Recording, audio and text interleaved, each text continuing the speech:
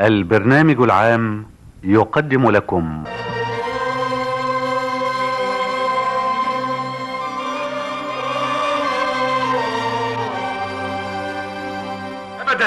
ابدا ده واقع رائع وعظيم، كنت بتمنى اعيشه طول عمري.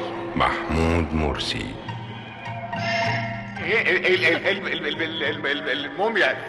الموميا بتتحرك. صلاح السعدني. أرجوك تخرجنا من هنا، أرجوك. أنا مش عايزة أموت، مش عايزة أموت. فاطمة مظهر. سوف يشرق رع وتدخل مملكة العالم الذي تعشق مع الفنانة القديرة أمينة رزق.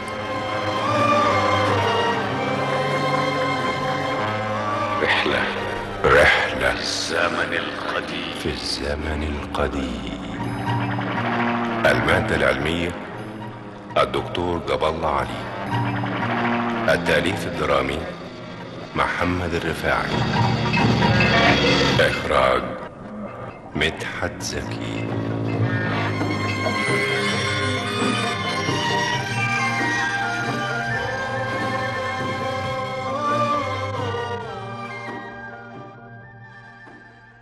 وتقول العقيدة الفرعونية القديمة إنه عندما خلق العالم خلق به نهران، نهر مصر وهو النيل العظيم، ونهر السماء. وعلى هذا النهر الأخير كان الإله رع يسير بمراكب الشمس، يتجول عبر السماء الواسعة ويشرق على الحقول ويضيء وادي النيل. وعندما يحل المساء ينحدر رع في جلال، وتبدو المراكب مشربة ببقايا الضوء والألوان، وهناك تنتظره مجموعة من الآلهة، حيث تتعرى المراكب من زينتها، ويرقد جسد رع ميتا في انتظار ميلاد يوم جديد. وبعد نسيت نفسي ولا ايه؟ الساعة بقت 11:15 يا جماعة، المحاضرة خلصت من زمان. طيب اشوفكم المحاضرة الجاية بإذن الله. دكتور مصطفى، سيادة العميد عايز حضرتك. طيب يا عم ابراهيم، انا جاي دلوقتي.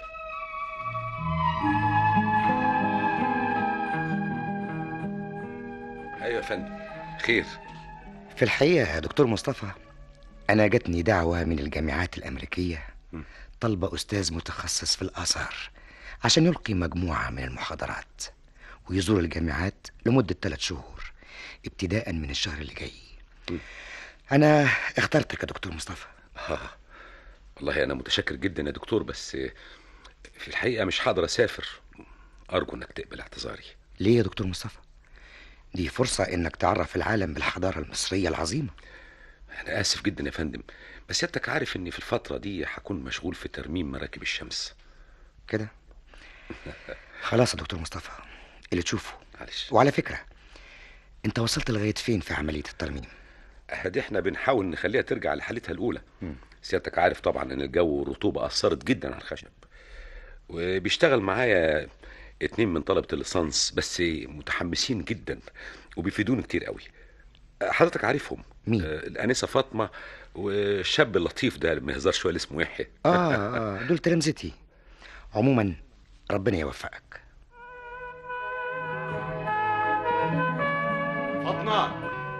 فاطمة. أيوة فاطمة، أنا قلبت المكتبة فاطمة لغاية دلوقتي ومش لاقي أي كتاب فيه أي حاجة عن نوع الخشب اللي اتعملت منه مراكب الشمس دي. يا سيدي استنى على رزقك لما اخلص الكتاب اللي معايا ده وخد اقراه، ده فيه معلومات كويسة قوي عن الموضوع ده. اشمعنى يعني مراكب الشمس؟ اشمعنى؟ ولا عشان الدكتور مصطفى واخد دكتوراه فيها؟ امال يعني عايز تخلص الليسانس وبتشتغل في ترميم المراكب ومش عارف حاجة؟ طب خلصينا بقى ترميم المراكب، خلصينا احسن، ده ما عادش حد في مكتبة الجامعة غيرنا. ايه يعني شطار قوي، واحنا كمان اتأخرنا قوي على الدكتور مصطفى. تعرف يا يحيى، انا حاسة ان اهتمام الدكتور مصطفى بمراكب الشمس اهتمام غير عادي. طول النهار والليل قاعد جنبها، ساعات كتيرة بيقف يكلمها زي ما تكون حاجة عزيزة عليه. طب والنبي تبطلي بقى وتخلصينا، الراجل زمانه زهق. مراكب شكلها رائع عظيم، رائع جدا في الليل، تحسسني بالهدوء. يا ترى المراكب دي دي قامت بكام رحلة في المحيط الأزلي، وقعدت كام سنة تبحر بالإله رع. ايه ده؟ ايه طير البرد اللي جه مرة واحدة ده؟ حاجة غريبة. لا انا برتعش رغم ان الجو مش برد يعني. أيها الذائب عشقا في مراكب الشمس. ايه ده؟ انا سامع صوت. يا ترى اعصابي تعبانة اوي. الأرض تبدأ دورة جديدة، ورع يتحسس وجه حابي. لا، ده صوت فعلا. مين؟ مين اللي بيتكلم؟ أنا الروح التي تحرس مراكب الشمس، فلتسمع صوتي عبر الوادي. روح؟ لا مش ممكن، أنا ابتديت أخاف. أيها الذائب عشقا في مراكب الشمس، ها أنا آتيك من ضفاف النيل، لأنك أنت الذي قضيت عمرك من أجلي. أجلك؟ لا أبدا. ده كل ما أرمم جزء منك بحس إني بتولد من جديد. في الحقيقة بحس إني بحقق شيء عظيم جدا في حياتي. أيها الذائب عشقا في مراكب الشمس، سوف يشرق رع وتدخل مملكة العالم الذي تعشقه. سوف أرحل بك عبر الزمن حيث آتون وأوزوريس وحابي. سترى كل الذين أحببتهم لتحمل هذا العالم في قلبك، وليكن عقلك باتساع العالم الذي ستراه. مش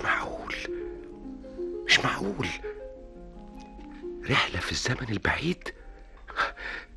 لو كان صحيح يبقى شيء عظيم جدا، لكن مستحيل في نفس الوقت.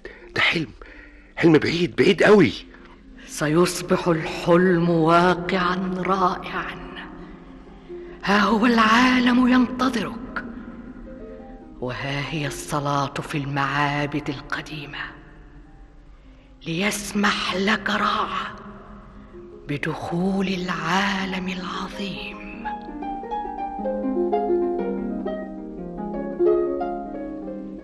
أيها الإله، ها نحن نصلي لك ليكن وجهك ملء العالم، وليشرق نورك عبر الظلمات. لقد خلقت النيل ليروي مصر، فلتكن هذه مشيئتك، ولتحمل خبز العالم نقيا. لا انا مش قادر اصدق ان ده كله يحصل. مش قادر استحمل. كل ما اسد وداني الاقي نفسي بسمع كل كلمة، الاقي نفسي غريب وضئيل. انا بتخنق. مش قادر.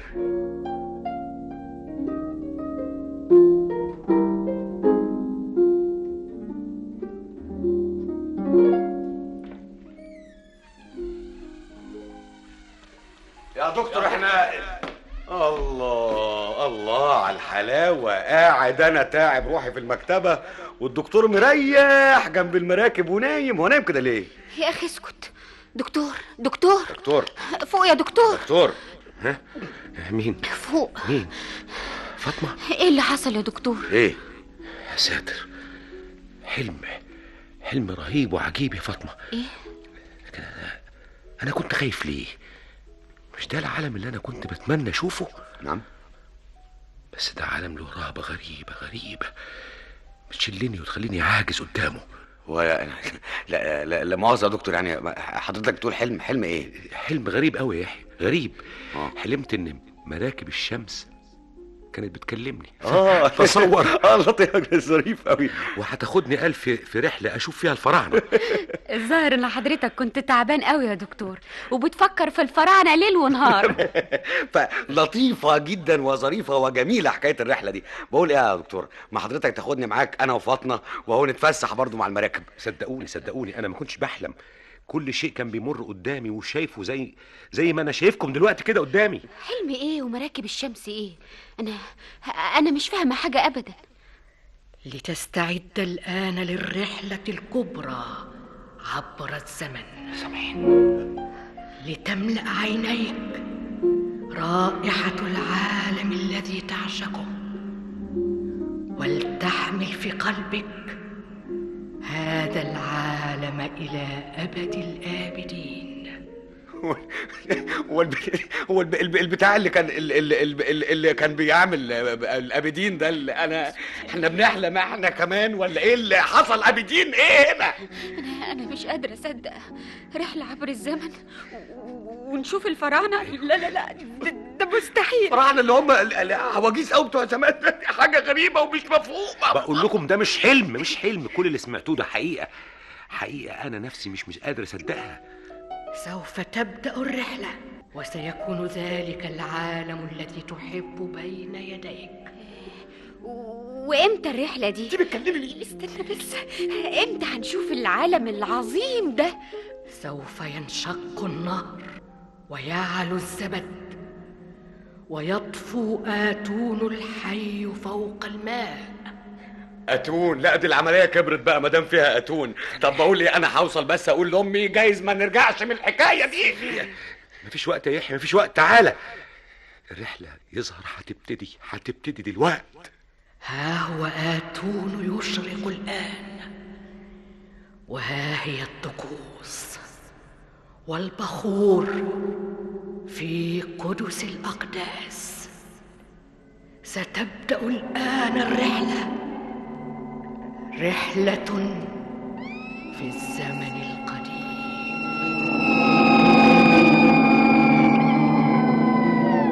ليه اللي بيجرى؟ الحاجات عماله ترجع لورا بسرعه رهيبه كده ليه؟ الشجر والسماء والبحر والريحه الغريبه دي عماله تملى المكان. انا ما عدتش شايفه حاجه غير شريط من الالوان بيجري بسرعه. مش شايفه غير الالوان داخله ببعض بتشكل لوحه مثيره. بص يا فاطمه، بص الارض تحتينا عماله تلف بسرعه ازاي. انا خلاص هيغمى عليا، مش قادره ابص لها. مش قادره لغايه دلوقتي اعرف ايه اللي بيحصل بالظبط، غير ان كل حاجه بتمر بسرعه زي الحلم. جرى لك ايه يا مصطفى؟ جرى لي ايه يا مصطفى؟ طول عمرك كنت بتتمنى تعيش مع الفراعنه على الورق، ودلوقتي بيتحقق حلم عظيم اهو. خايف يا مصطفى؟ ولا دي رهبة العالم العظيم واحساسك بالضغط قدامه؟ الحقيقة انا خايف زي الولاد دول بالظبط. ايه ده؟ الساعة وقفت، ايه اللي حصل؟ لا دي المركب اللي وقفت يا ولاد. يا ترى احنا فين دلوقتي؟ وايه المجهول اللي مستنينا؟ ها هي الأرض التي تعشق والعالم الذي تحب. الآن تتدفق الحياة في شرايين الأرض وتغمر وادي النيل. يا ولاد أيوه. انزلوا بسرعة شوية. انزل فين بس؟ الشمس هي بدأت تملى السماء، والحياة يا دوب بدأت تسري في عروق الأرض.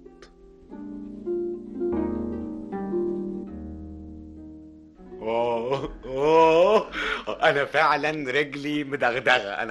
انا تعبت من المشي في القديم اللي احنا فيه ده، مش قادر بقى خلاص. بعدين بقى يا يحيى، وبعدين امال فاطمه تعمل ايه يا اخي؟ صحتها كويسه دي يا دكتور. اسكت يا يحيى، شايفين القصر اللي قدامنا ده؟ يا ترى مين اللي جواه؟ انا خايفه يا دكتور ومش قادره امسك اعصابي. وبعدين معاكم بقى، احنا بالطريقه دي بنضيع الوقت. انا جايبكم عشان تساعدوني مش عشان تعطلوني. يلا تعالوا نخش نشوف القصر ده من جوه. طب بس يعني بالراحه، هقول لك حاجه يا دكتور. انا عندي اقتراح علمي، يعني حضرتك تخش انت وفاطمه وانا هستناكوا هنا، لانه بصراحه انا في موقف قديم بيني وبين قرايبنا الفراعنه قلقان منهم انا يعني. وبعدين يا يحيى بقى، ايه لعب العيال ده يا اخي؟ يلا يلا مشي معانا، مشي امال. الله يلا. بشويش يا فاطمه، بشويش هتودينا في داهيه مع العالم. انت فاكره نفسك فين؟ بتتمشى على الكورنيش؟ ايها المهندسون العظام، انني اريد مقبره عظيمه تفوق كل ما قد بني من قبل. يا فرعون مصر صاحب الجلالة خوف المعظم، لقد صممنا هرما يفوق ما بناه ذلك المهندس إمحتب لمليكه زوسر. سيكون شيئا فريدا رائعا، وعندما تتمطى الشمس وتتساءب فوق لونه الأبيض سيشرق وجه خوفو على الصحراء، ويغمر بهاء الملك وجه الأرض، ليبقى بهيا عظيما في الحياة الأخرى. إن هرمي الملك سنفرو والد فرعون مصر خوفو اللذين بناهما في داشور سينحنيان رغم عظمتهما خجلا وتواضعا أمام ما سوف نبنيه. ليكن عملا لا تشرق الشمس على مثله أبدا، وليكن هذا الهرم وجه مصر الذي يلوح عبر السماء الواسعة وتراه الدنيا. يفنى كل شيء ويبقى هو إلى آخر الزمان. شايف يا دكتور؟ شايف الملك خوفو بيبص ناحيتنا، اكيد شافنا. خبر. يا ترى بيفكر في ايه دلوقتي؟ يعني هيفكر يعمل لنا حفله؟ اكيد هيبعت لنا 2 شوشيه يقبضوا علينا ونترمي في السجن. انا خلاص مستقبلي ضاع معاكم. يلا بينا نقف ورا العمود ده ونشوف ايه اللي هيحصل. يا جماعه مفيش داعي، واضح ان خوفو مش حاسس بوجودنا خالص. ايه؟ اتاريه بيبتسم اهو. اكيد بيبتسم لك، ما هو مش معقول هينبسط من شكل انا. لا، وعايز يندفن في هرم. طب ما تندفن في مربع ولا مستطيل، لازم هرم يعني. ما هذه الأصوات أيها الوزير؟ لقد بدأ الفيضان يا صاحب الجلالة يغرق الأرض ويغرق معها كل أحلام المزارعين وأقواتهم، وقد بدأت الناس تضج بالشكوى وتطلب خبزا. تلك مشكلة كل عام يا صاحب الجلالة. هذه الأعداد الكبيرة تظل موسما كاملا بلا عمل ولا مأوى، ولا يجدون قوت يومهم. أنا لا أستطيع أن أجلس فوق هذا المقعد ويخفق قلبي بالحياة بين ضلوعي، وهناك رجل واحد في وادي النيل لا يجد خبزا. إن المشكلة تتكرر كل فيضان، فماذا سنفعل؟ هل نمنع النيل أن يفيض؟ لا أيها الوزير، لقد وجدت حلا لهذه المشكلة المستديمة يحقق الأمن للجميع. إن العمال المهرة الذين سيقومون بقطع الأحجار وصقلها وتهذيبها سيحتاجون فيما بعد إلى من ينقلها من المحاجر إلى موقع بناء الهرم. فعلا يا صاحب الجلالة. إذن يقوم العمال بقطع الأحجار طوال العام، وعندما يأتي الفيضان تكون قد تجمعت لديهم مجموعة كبيرة من الأحجار. عندئذ يقوم المزارعون بنقلها إلى موقع البناء، ويصرف لهم الطعام والملابس، ويوفر المأوى لهم.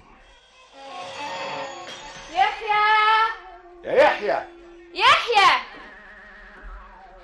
ده مش موجود. يا يحيى، يا ترى راح فين؟ من اول ما جينا وهو عامل لنا مشاكل، هنتصرف ازاي دلوقتي بقى؟ انا خايفه عليه يا دكتور، اكيد حصلت حاجه. يا ترى انت فين يا يحيى؟ انا فعلا مش عارف اعمل ايه، وهندور عليه فين بس؟ ده احنا ما نعرفش اي مكان هنا. اقول لك، ايوه، تعالي نشوف راح فين، تعالي ندور في كل حته، تعالي يلا. فاطمه يا دكتور، فاطمه. ده صوت يحيى. انت فين يا يحيى؟ الحقوني. انت يا اختي يا فاطمه، انت الحقوني بقى. سامعه صوته جاي من المبنى اللي جنبنا ده. أيوه. يلا بينا يا فاطمه نشوف ايه اللي حصل. يلا يلا يا دكتور، اكيد في حاجه.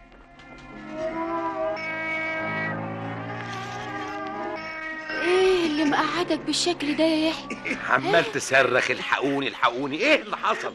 وايه اللي جابك هنا؟ احنا فاضيين يا يحيى، التهريج بتاعك ده مش تهريج يا دكتور، اصلا احنا ساعه ما كنا في القصر جنب عم خوفو، وبعدين انا سمعت اصوات وشفت زحمه، رجليا قعدت تخبط في بعضيهم، قلت اشوف لي حته اتكن فيها واستخبى، جيت على هنا ومش عارف اخرج من البتاع اللي انا فيه ده.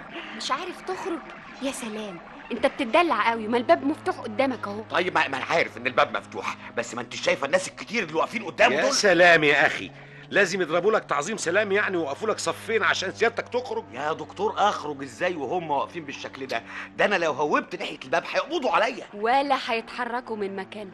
نعم بتقول ايه؟ زي ما بتقول لك كده، ولا واحد منهم شايفك ولا هيهتم بيك. ليه انا تافه للدرجه دي؟ لا تافه ولا حاجه، بس هم مش شايفينك، بقولك مش شايفينك. مش معقول بقى الكلام ده. طب حضراتكم عرفتوا ازاي؟ يا اخي مراكب الشمسيه اللي قالت مش شايفين. يا سلام، ده ايه الهنا ده؟ تلاقيكم فاكرين ان انا كنت خايف ولا حاجه؟ لا ابدا، انا بس كنت خايف عليكم وكنت يعني قلت اكتشف لكم المكان. يا سلام، طول عمرك فالح. ايه واحنا نعرف نعمل حاجه من غيرك؟ طبعا ما تعرفوش. طب انتوا عارفين المكان اللي احنا واقفين فيه ده يبقى ايه؟ يطلع بقى ايه يا سيحي؟ ده بروع عبت. ده بيت التطهير اللي كانوا بيحنطوا فيه. والله برافو يا يحيى، برافو، بروع عبت. لكن احنا دلوقتي بقى لازم نخش، لازم نكتشف السر العظيم اللي محدش قدر يوصل له، سر التحنيط. ايوه، دي لحظه مش ممكن تعدي. يلا بينا يا اولاد، يلا. هذه أول مرة تقوم فيها بالتحنيط، فافتح عينيك جيدا لتتعلم. إنني تلميذك المخلص يا سيدي. لقد استخرجنا الأحشاء وسوف نترك الكليتين لأنهما قويتان. وهل سنخرج القلب؟ لا، فإنه مركز الفهم والإدراك، وهو الذي سيعين صاحبه في الحياة الأخرى. الآن اغسل فراغ البطن والصدر جيدا بالماء، ثم عقمهما بنبيذ النخيل. أنا مش قادرة استحمل يا دكتور. استني بس يا فاطمه، ده انت بتشوفي دلوقتي شيء عظيم ونادر محدش شافه ولا هيشوفه.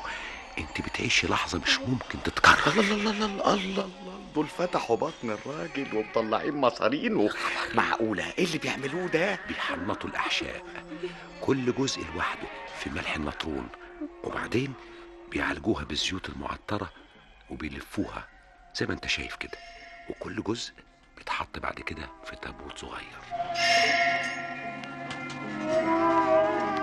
وبعدين يا دكتور، وبعدين في الملل ده الحكايه طولت قوي. ده احنا بقالنا 70 يوم كل يوم بنيجي هنا ولسه ما خلصوش تحنيط. انا اعصابي تعبت. خلاص يا فاطمه، خلاص. النهارده اخر يوم في التحنيط، كل اللي شفناه ده عارفينه يا فاطمه، لكن لسه السر العظيم، سر التحنيط، هو ده اللي لازم نعرفه. هو ده اللي احنا بنيجي كل يوم علشانه.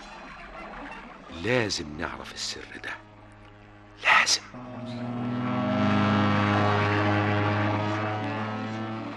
دكتور، ايوه، الكاهن بيعمل ايه؟ وايه الحديده والازازه اللي في ايده دي؟ دي اخر مرحله في طقوس التحنيط. إيه؟ واسمها فتح الفم، والمقصود منها المحافظه على الجثه كامله وسليمه عشان الروح لما تعود تجدها في انتظارها. وزي ما انت شايفه الكاهن بيلمس بق الموميا بالقضيب اللي في ايده وبيصلي. شايفه؟ ايه ده؟ شايفه؟ الكاهن بيصب حاجه في بق الموميا من الازازه، واكيد هو ده سر التحنيط. ده السر اللي هيخلي مصر تتقدم على العالم كله ملايين السنين. لازم ناخد الازازه دي باي ثمن، لازم. شايف الكهنه خارجين اهو، خرجوا. لازم نجيب الازازه. اخيرا حصلنا على اعظم سر.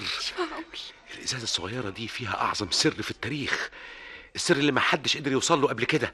امسك يا يحيى. ايوه تعالى. الازازه دي تحافظ عليها زي حياتك، فاهم؟ زي حياتك. هي معايا، دي اغلى من حياتنا كلنا. ودلوقتي يلا بينا نخرج بقى. يلا. ايه ده؟ الباب اتقفل علينا، هنخرج ازاي؟ يعني ايه؟ اتحبسنا خلاص، لازم نخرج بأي شكل. حاول معايا يا يحيى، حاول اهو، اكيد في طريقه لفتحه. حاولوا. مش ممكن نفضل كده جنب الموميا دي. انا ما اقدرش. الباب مش هينفتح خلاص. افتحوا الباب ارجوكم، انا هتخنق. استني يا فاطمه. افتحوا الباب، لو قعدت دقيقه واحده هموت. افتحوا الباب، افتحوا الباب، افتحوا الباب. مفيش فايده يا فاطمه، محدش هيسمعك. ارجوك تهدي عشان نعرف نتصرف. هنتصرف ازاي بس؟ احنا هنفضل هنا لغايه ما نموت من العطش والجوع. ده احنا كمان هنموت من الخوف. ارجوكم يا جماعه اهدوا شويه. نهدى ازاي بس؟ حد يهدى وهو بيموت؟ يا يحيى العصبيه دي مش هتحل حاجه ابدا. امال ايه الحل يا مصطفى؟ ايه الحل؟ انت بتخدع الولاد ولا بتخدع نفسك؟ هتموت زي ما بيقولوا. ليه مش عايز تصدقهم؟ خلاص يا مصطفى خلاص. لكن انت مش كنت عايز تدفع عمرك مقابل انك تعيش لحظة مع الفراعنة؟ لحظة. اديك انت عشت وتدفع عمرك دلوقتي، تدفع كل احلامك. خلاص يا مصطفى خلاص. هتهرب تروح فين؟ ها؟ لا اكيد في حل. اكيد في حل، مفيش حاجه اسمها مستحيل ابدا. ايه الحل يا دكتور؟ ارجوك تخرجنا من هنا، ارجوك. انا مش عايزه اموت.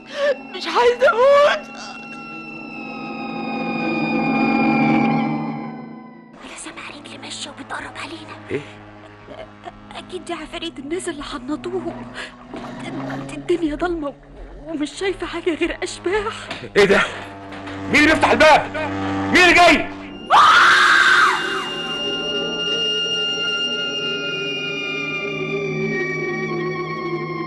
ايه ده؟ ايه الكهنة راجعين داخلين اهم وشايلين حاجة، يظهر جثة جديدة. فاطمة يا فاطمة يحيى فوقي. يلا ما نضيعش وقت. شيل فاطمة قصادي. ايوه شيل. خلينا نخرج قبل ما يقفلوا الباب تاني. ايوه اشيل مين؟ اشيل فاطمة. انا مش قادر اقف على رجليا يا يحيى مفيش وقت، هنتحبس تاني. ايوه يلا بينا. يلا اسمع. ايه الازازة فين؟ ازازة ايه؟ الازازة معايا يا سيدي. الازازة دي يا يحيى تساوي عمرك كله. وعمري كمان. تساوي اعظم اكتشاف في تاريخ البشرية. ما تخافش على الازازة، ما تخافش. انا اخاف عليها. يلا يا يحيى يلا شيل.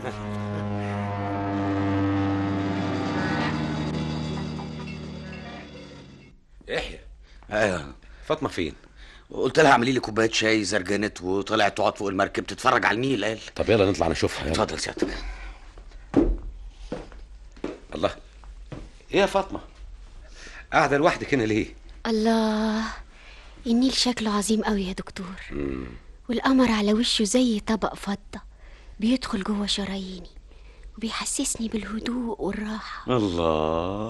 الله اكبر، ده احنا بنقول شاعر اهو. اللي يشوفك كده ما يشوفكيش وانت قاعده تتراشي وتقولي العفاريت انا مش عايز اموت انا يعني انت اللي كنت فارس يا خي. المرة دي بقى احنا اللي هنطلب من المركب انها تودينا للمكان اللي هنختاره. وهنختار ايه يا دكتور مصطفى؟ اختاروا اي حته وماله. اقول لكم روحوا طيبه. دي حتى طيبه هواها فل حلو، وفي طيبه قوي الهوا. ايه اللي نروح ده؟ وانت مش جاي معانا ولا ايه؟ لا انا بصراحه صحتي ما تجيش على طيبه. انا اروح منف ما فيهاش حاجه. سيبيه يا فاطمه، سيبيه هيجي غصب عنه. الله انا هنروح طيبه عشان نشوف حرب التحرير، ونشوف سكن رع وكاموس واحمس. هنشوف مصر وهي بتتولد من جديد، خصوصا ان الهكسوس قعدوا يحكموا مصر 100 سنه و8. يا ريت يا دكتور يا ريت. أيها الذائب عشقا في مراكب الشمس، ها هي طيبة المقدسة تفتح ذراعيها لك، فافتح قلبك لها ولتحيا في طيبة كما لو كنت تحيا لأول مرة. عانق هذا التراب المقدس الذي ظل ينبض بالحياة رغم لحظات الموت.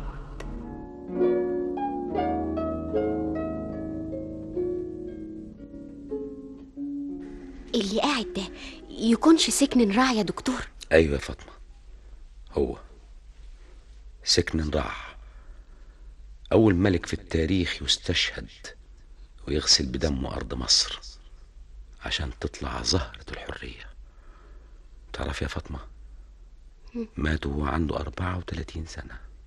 يا خسارة، لو كان عايش كان هيعمل بالتأكيد حاجات عظيمة.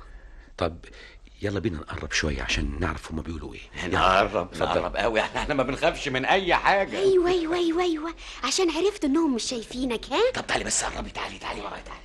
مولاي، رسول الملك أبوبي ملك الحيثيين يحمل رسالة لمولاي سكن راع. فليدخل فورا. أمر مولاي. ما رسالتك إلى المدينة الجنوبية؟ وكيف قطعت الرحلة من حات وعرة في الشمال إلى طيبة؟ لقد أرسل لك الملك أبوبي يقول: أخلي البركة الواقعة شرق المدينة من أفراس النهر، لأنها تحول بيننا وبين النوم ليلا ونهارا، ولأن ضوضاءها تملأ آذاننا. أي رسالة عجيبة تلك. كيف تفزعه أفراس النهر وبيننا كل تلك المسافة؟ يبدو أنه يريد التحرش بنا. أيها الحاجب، أكرموا الرسول وقدموا له كل الأشياء الطيبة من لحم وفطائر. شكرا. أما أنت يا رسول فعد إلى الملك أبوبي وقل له إن كل ما قاله سينفذ. شكرا.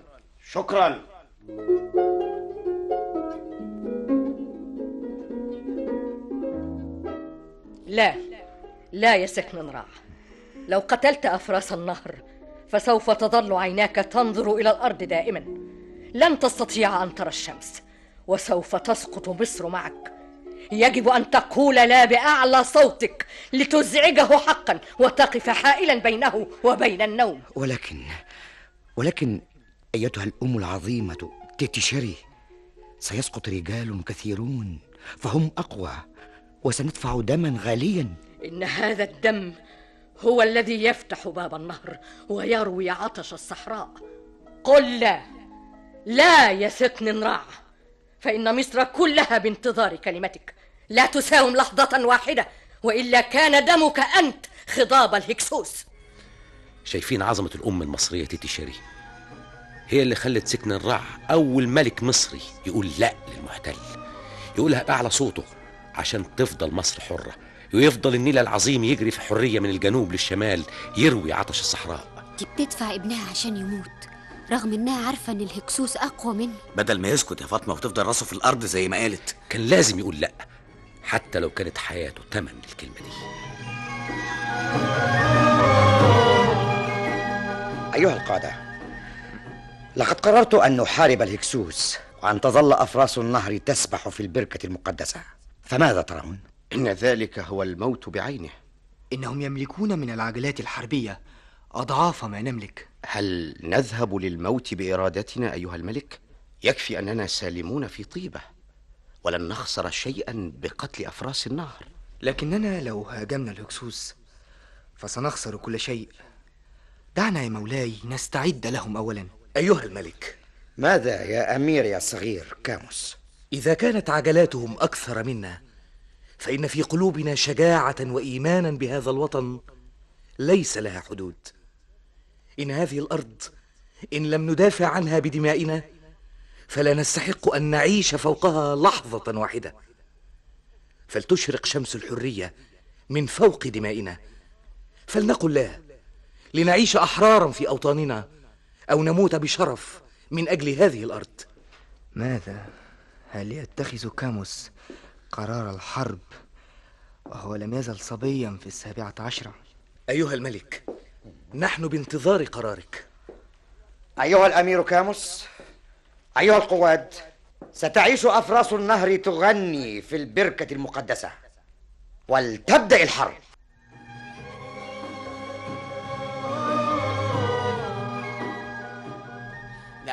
يا دكتور، انا مش عارف، بس حضرتك واخدنا على فين في البرد والضلمه دي؟ صحيح الجو برد والدنيا ضلمه، لكن حالا هتنسى. مش هتحس بأي حاجة. انا مش ممانع، بس اعرف احنا رايحين فين في الزحمه دي. الظاهر عليك يا يحيى نسيت كل اللي اتعلمته. انا مش عارف بس انت بتدرس ايه مع الطلبه في سنه رابعه دي؟ لا الله الله الله الله الله الله، انا مش كفايه اكتشفت لكم برعبه بيت التطهير واعظم سر في العالم، سر التحنيط. يا دي الاكتشاف اللي انت هتذلنا من بيه. حق. يحيى الازازه، يحيى اوعى الازازه. الازازه يا دكتور، لا تخافش يا دكتور على اي ازازه معايا، انا لازم احافظ عليها لغايه ما نرجع واعلن اكتشافي العظيم. ايوه ادي اللي انت شاطر فيه، تريقه وبس. يعني بسم الله ما شاء الله نازله اكتشافات كل يوم. سلام. بس يا يحيى بس يا فاطمه، اسمع المراسم بدات اهي. دول بينصبوا كاموس ملك على طيب. ايوه. أيها الأمير كاموس، لتصنع يوما طيبا وتحفظ هذه الأرض بين ضلوعك، ولتمنح الشعب خيرا دائما، ليفرش ظلك أرض طيبة وتشرق شمسك فوق وادي النيل.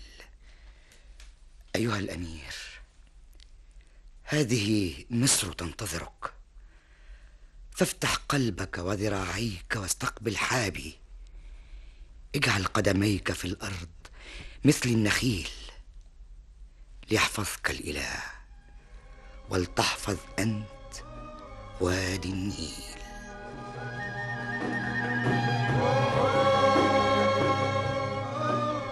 كاموس يا ولدي، ليكن وجه أبيك المخضب بالدم دائما أمامك، وليكن حلمك الدائم بالوطن، لتكن مصر أمك وزوجك وأولادك. وعندما تضع رأسك لتنام تذكر أن الدم الذي لون النيل ما زال يجري دافئا بانتظارك. كيف أنام يا أمي وأنا أحلم دائما بطائر يرفرف في السماء الواسعة، يحلم بالحرية ويغني فوق سماء طيبة. يا أمي العظيمة يا حتب، لقد جمعت جيش طيبة وأعدت الهاربين وأخضعت عصيان الصعيد وسلمتني طيبة قوية، فكيف أنام؟ ليكن دم أبيك ودم أبناء طيبة الثمن، لكي تشرق الشمس فوق مصر وتفتح النوافذ المغلقة.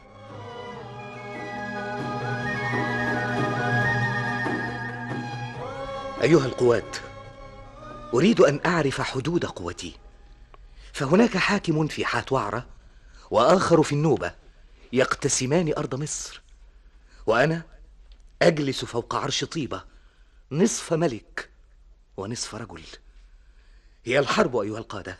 إننا في طمأنينة يا صاحب الجلالة، ونملك نصيبنا من مصر، ومصر الوسطى في جانبنا حتى القوسية، والقوم يحرثون لنا أفضل الأراضي، وماشيتنا ترعى في الدلتا ولم تغتصب، والعدو يملك أرض الدلتا ونحن نملك أرض طيبة، فإذا جاء إلى أرضنا تصدينا له. هل ترضون أن تظلوا أنصاف رجال؟ هل نسيتم دم أبنائنا الذي أريق فوق هذه الأرض؟ كاموس يا ولدي، ليكن وجه أبيك المخضب بالدم دائما أمامك، وليكن حلمك الدائم بالوطن، لتكن مصر أمك وزوجك وأولادك. وعندما تضع رأسك لتنام تذكر أن الدم الذي لون النيل ما زال يجري دافئا بانتظارك.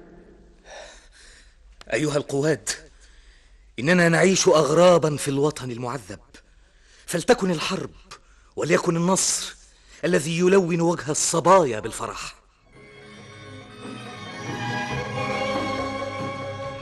يحيى يا يحيى، يلا يا يحيى يلا، مركب قائد الاسطول ابن ابانا هناك اهي. بقول ايه، ما بلاش يا دكتور، حقيقي انا نفسي اشوف اللحظه دي واعيشها، بس مش من سفينه القياده، ما نشوفها واحنا بعيد كده احسن. يا يحيى يلا بقى بلاش نضيع الوقت، الاسطول هيتحرك. طيب وانا هعدي ازاي؟ امسكي في ايد يحيى وانزلوا انتوا الاول. يلا طب يلا احنا الاول. طيب يلا احنا، يلا يا فاطمه هاتي ايدك. يلا احنا هننط اهو. انا وراكم اهو. يلا حاسب يا دكتور. حاسب يا دكتور. ايه ده؟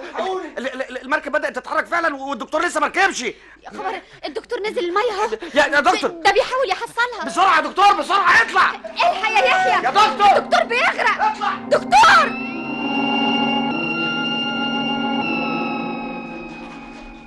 الحقوني الحقوني، انا بغرق، الحقوني. لا، انت بتزعق ليه يا مصطفى؟ مين هيسمعك؟ مين هيشوفك؟ المايه بتشدني لتحت شويه بشويه. خساره خساره يا مصطفى، هتموت، هتلاقي نفس المصير اللي انت طول عمرك بتخاف منه.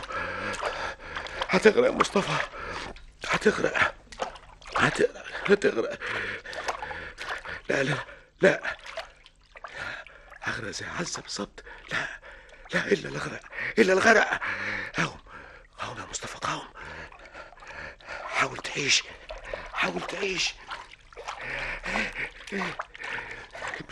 مش قادر. عزة، حسبي يا عزة، حسبي، المية غويطة والموجة عالية. حسبي يا عزة، يا عزة.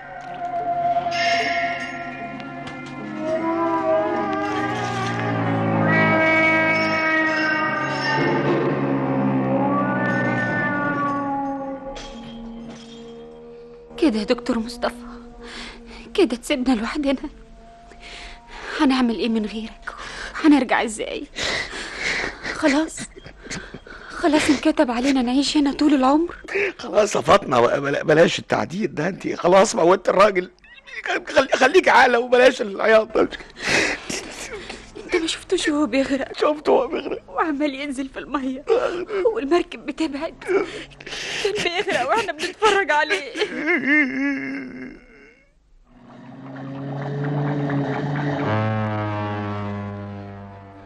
ما تموتيش يا عزة، ما تموتيش، ده انا عايش عشانك طول عمري، وانا بحاول احقق شيء وحيد في حياتي، ولما قرب يتحقق كده تسيبيني يا عزة، تسيبيني.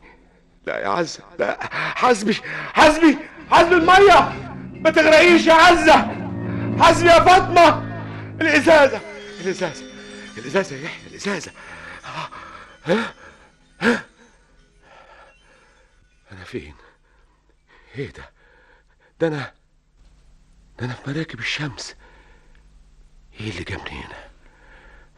أيها الذائب عشقا، لقد ضمك المقدس حابي إلى قلبه قبل أن تضمك المياه إلى أعماقها، وأشرق رع فوق وجهك وراح يمسح برودة الغرق عن قلبك، وناداني كي أحملك بين ذراعي أيها الذائب عشقا.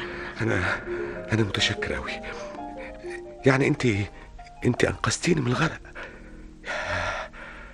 كل شيء قدامي كان مهزوز ومن غير ملامح. يا ساتر يا رب. الله، بس فاطمة ويحيى يا ترى عاملين ايه دلوقتي؟ ايه ده الاسطول وقف وعمالين يستعدوا، الظاهر الحرب هتبدأ. يعني كان لازم يعني سفينة القيادة يا دكتور، ما كنا شفناها من بعيد، كنا ركبنا حتى في سفينة التموين، لكن هنعمل ايه، ده قضانا بقى عشان ما نتوكل بدري. بس يا خسارة، كان نفسه الدكتور يبقى معانا، ده هو اللي كان نفسه يدفع عمره عشان يشوف العالم ده. يقوم بس يا فاطمة، بس احنا اللي نفضل ونشوف بداله. ما كفايه بقى يا فاطمه، انت مستعجله على ايه يعني؟ ما كلها دقايق، مش هتشوفي اي حاجه تاني خالص. ايه ده القائد ابن ابانا بيصدر اوامره اهو. استني بقى اسمعي لما نشوف ايه اللي هيحصل. بناء على اوامر صاحب الجلاله كاموس، سيرسل الاسطول الان امام نفروسي، وعندما تشرق الشمس سننقض عليها مثل الإله حورس. ولتذكروا دائما أن هذه الأرض بانتظاركم، وأن أمهاتكم وأولادكم في طيبة يتطلعون إليكم ويلوحون لكم على البعد. أيها الرجال، لقد سقطت مدينة خيمينو فلتكن وجوهكم دائما باتجاه الشمس وقلوبكم في طيبة وسواعدكم فوق رأس العدو، فإن مصر تغزل الآن ثوب الفرح. أيها الملك كاموس، ها هي جنودك تفتح مدينة إطفيح، وجنود المشاة يسابقون العجلات الحربية، وكأن الإله راع يدفعهم للأمام. يا ابن أبانا، لن نتراجع حتى يطهر حابي مصر كلها ويختفي كل الهكسوس من فوق هذه الأرض. ابن أبانا قائد عظيم فعلا يا يحيى. طبعا. شايف واقف ازاي مع كاموس؟ شايف ايه؟ انا مش شايف حاجه ابدا، دي الدنيا كحل، ده انا حتى مش شايف صابعي. بسم الله ما شاء الله على عينيكي، انا مش عارف انت ازاي شايفه لغايه هناك كده. شايفاه بقلبي يا يحيى، وحاسه بيه وهو قلقان على جنوده ومراكبه وهو بيواجه الهكسوس. يا سلام. بس انت قلقانه زي ما انا قلقان دلوقتي على الدكتور مصطفى. يا حلاوه. ايه ده؟ ايه في ايه؟ مين اللي جاي هناك ده؟ النهار مش فايت. ايه ده؟ ده عفريت الدكتور مصطفى. بس ده كان كابوس صعب جدا يا ولاد. يا سلام. لا وايه يا دكتور بقى؟ فاطمه كل شويه تقول الدكتور وقعدت عملت معدده وتقول الدكتور كان نفسي يبقى معانا، نشفت دمنا انت يا دكتور والله. كان صعبان عليا قوي يا دكتور انك ما تكونش معانا، دي الرحله اللي كنت بتتمناها. الحمد لله جت سليمه، معلش مراكب الشمس انقذتني. لا بحق يا دكتور، اشمعنى مراكب الشمس يعني ما بتكلمش حد غير حضرتك؟ اشمعنى انت يعني ايه واخده مننا موقف ولا ايه؟ عشان انا بحبها جدا يا يحيى، حبها تحبك. سوف ندخله إلى صاحب الجلالة ملك مصر كاموس ليرى ما سيفعل به. احتفظ بالرسالة جيدا. ايه ده 2 من الجنود ماسكين راجل ومدخلينه على كاموس. احنا ما احناش عارفين ايه الحكايه، يا ترى الراجل ده يبقى مين؟ لقد قبضنا على الرجل يا صاحب الجلالة، وهو يحاول التسلل عبر الواحات البحرية. وقد وجدنا هذه الرسالة معه عندما فتشناه. أعطيني الرسالة أيها الجندي.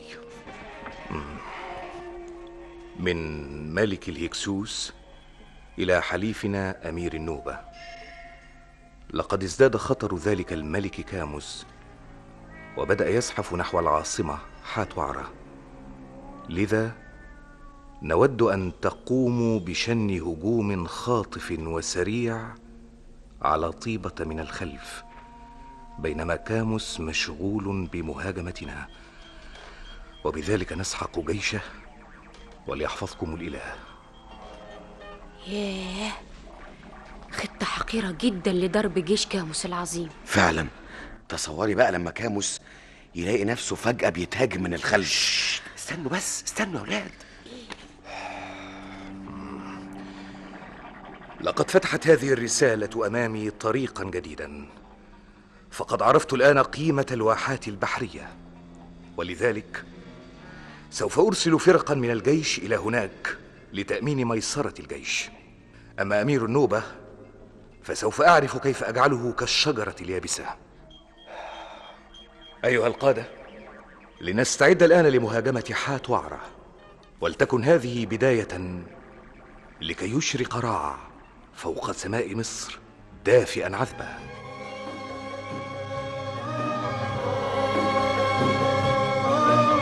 كاموس رجع ليه يا دكتور وساب المدينة من غير ما يحررها؟ يا خسارة، ده كان خلاص على مشارف حاتوعرة والحلم كان قرب يتحقق.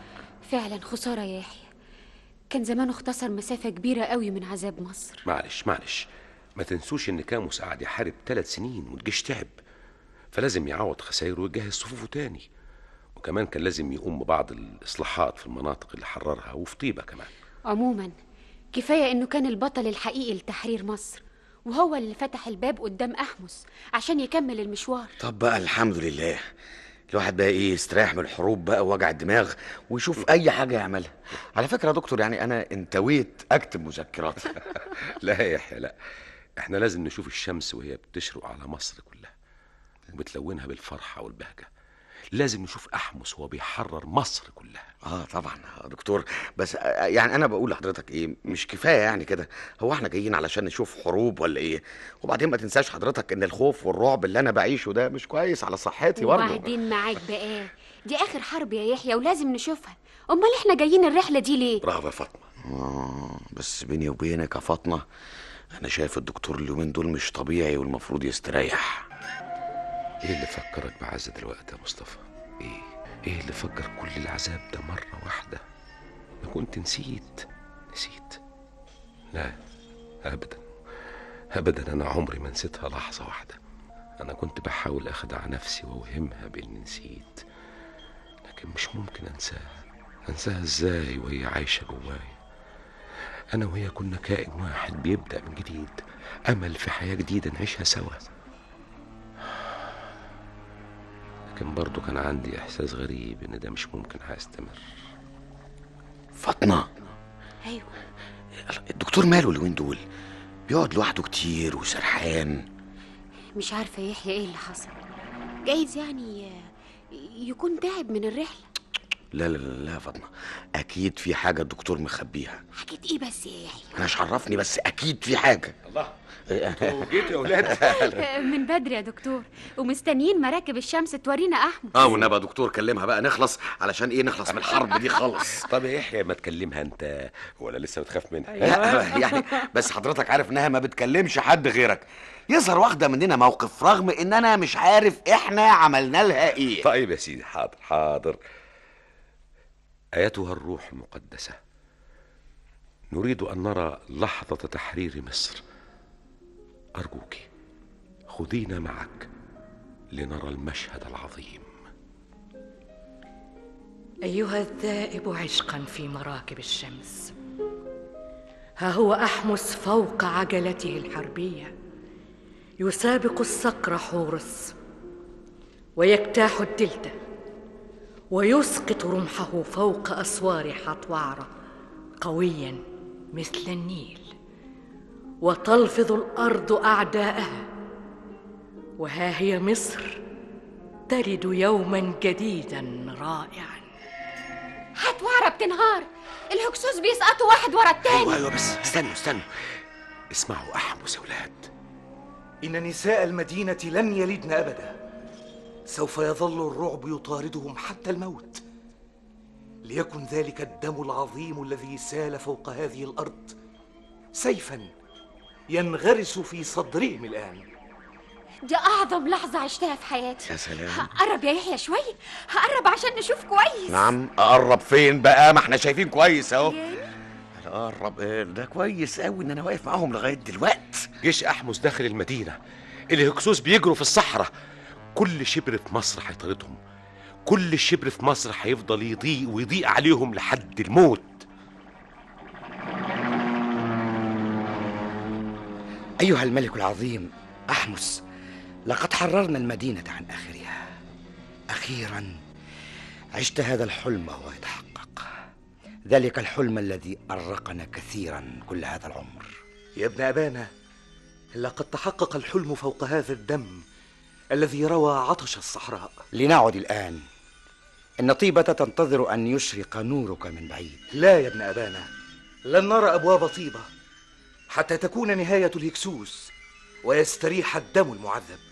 لقد هزمناهم يا صاحب الجلالة وفروا إلى الصحراء. لو عدنا الآن سوف تظل بوابة مصر مفتوحة أمامهم، وسيبدأون زحفهم مرة أخرى. يجب أن نطاردهم حتى يسقط آخر رجل منهم. شايف أحمس قائد عظيم جدا، وابن أبانا شكله عظيم ومهيب. يلا انت ايه حكايتك بقى انت والدكتور بالظبط؟ هو طول النهار سرحان وانت كل شويه شايف ابن ابانا، شايف ابن ابانا عظيم. انا خلاص الملل ضرب معايا، زهقت منكم.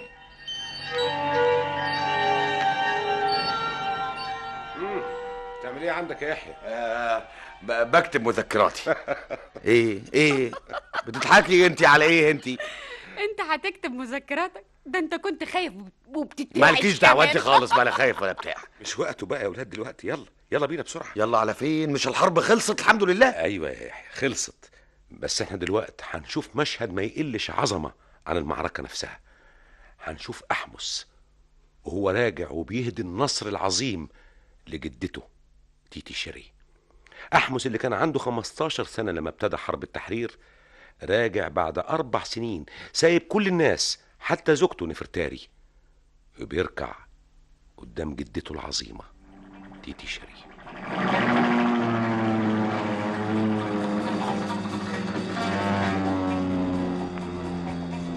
أيتها الجدة العظيمة تيتي شيري، إنني أنحني لك وأدعو أن يحفظك الإله وأن تظلي أبد الدهر قوية شامخة كما أهدي هذا النصر لك. أحمس يا بني، إن هذا النصر كان ثمنه دم أبيك وأخيك وأبناء هذا الشعب الطيب وكل هذا العذاب الذي دفعته مصر. لقد رووا جميعا زهرة الحرية بدمائهم حتى نمت حمراء رائعة، وها أنا أقطفها وأقدمها لك كما أقبل جبينك الشامخ العظيم. فلتحافظ على هذه الأرض يا بني، ولتمنحها قلبك وروحك لتمنحك الحياة والخلود.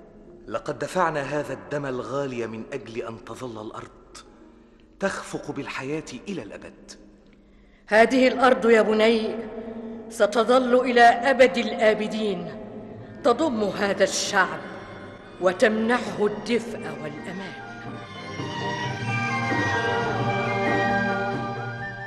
مش هتيجي معانا يا دكتور؟ ايه رايحين على فين كده؟ هنتمشى شوية على النيل نشوف العالم عاملين ايه برضه من غيرنا، عايشين ازاي، بياكلوا ولا ما بياكلوش، واجب برضه الواحد يطل عليهم. لا والله فيك الخير يا يحيى، روح انت اطمن عليهم وسيبنا انا هنا. خلاص على كيفك يا دكتور. يلا فاطمه. استنى يا يحيى استنى. ايوه الازازه معاك. ايوه يا دكتور، انت بس خايف ليه؟ طيب هاتها عشان عايز اطمن بس. احسن برضه، انا عايز اتخلص منها. اتفضل يا دكتور. اتفضل الازازه. ازازه ثانيه، الازازه راحت فين؟ لا انا مش لاقيها. الازازه ضاعت.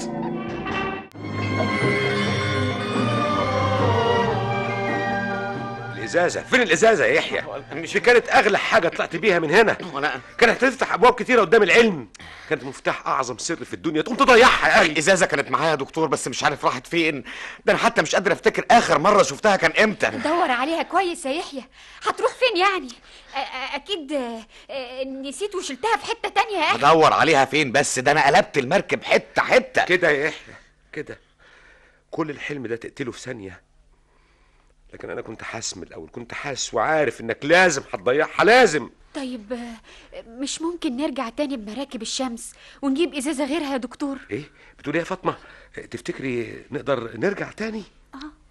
ايها الذائب عشقا، لن تستطيع ان تعود مره اخرى ولن تفتح عينيك على ما قد رايت مره اخرى. فالإنسان لا ينزل النهر مرتين ولا يولد مرتين. خلاص، الاكتشاف اللي كنت ههديه للعالم، السر العظيم اللي كنا هنرجع بيه من الرحلة، انت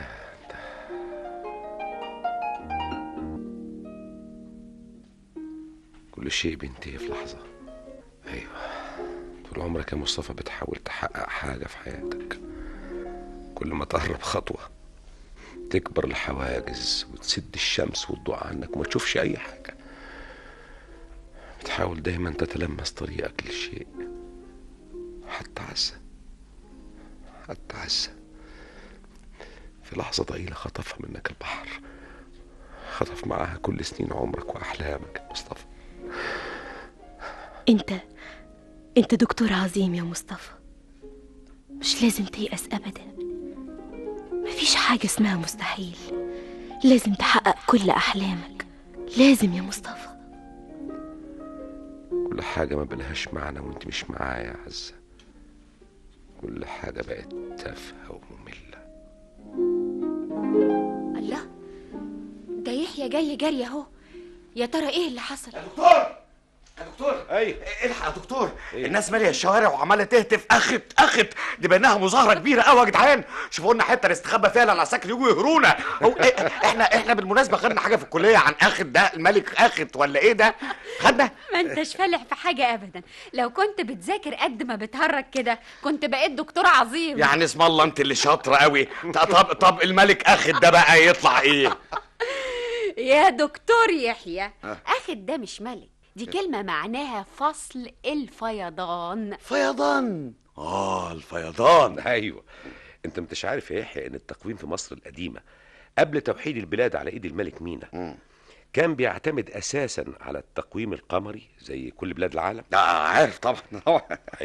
لكن بما ان مصر كانت بتمتاز بالنيل اللي بيعتمد عليه السكان اساسا في الزراعه وفي الحياه، قاموا ربطوا التقويم ده بالدورة السنوية للنيل.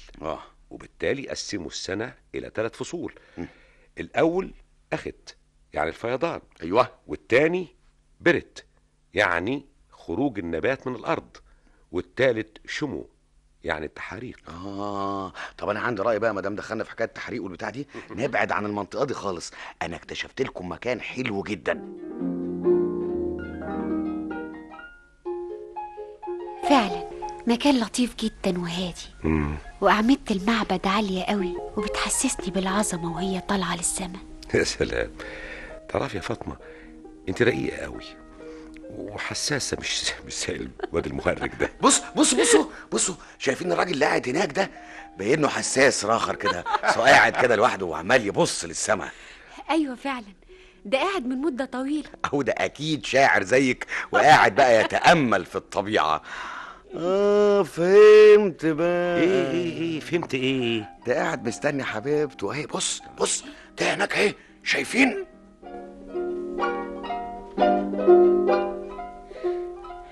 لقد تأخرت هذه الليلة كعادتك. أما زلت تبحث عن حل لمشكلة السنة القمرية؟ نعم يا حبيبتي، أنت تعرفين أنها غير دقيقة، إذ تبلغ 354 يوما، وهي بذلك تقل 11 يوما وربع اليوم عن السنة الشمسية. ولكن ألم تهتدي لحل بعد؟ لقد وجدته هذه الليلة. أترين هذا النجم الذي يلمع في السماء؟ نعم، إنه أشد نجوم السماء لمعانا.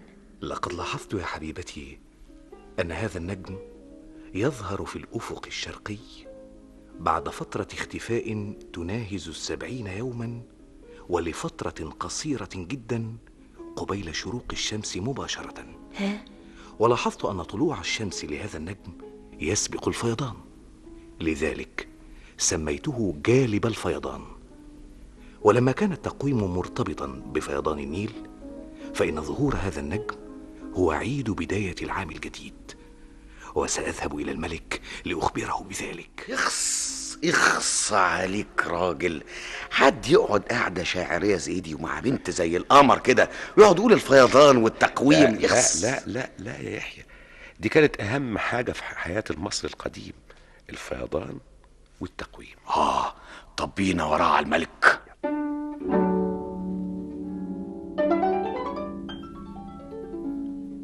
فعلا إنه اكتشاف أكثر دقة من السنة القمرية، وعليه فإننا سنعتمد عليه كتقويم رسمي للدولة، بينما يبقى التقويم القمري لتحديد مواسم الأعياد الدينية. زي عندنا بالظبط التقويم الميلادي والهجري.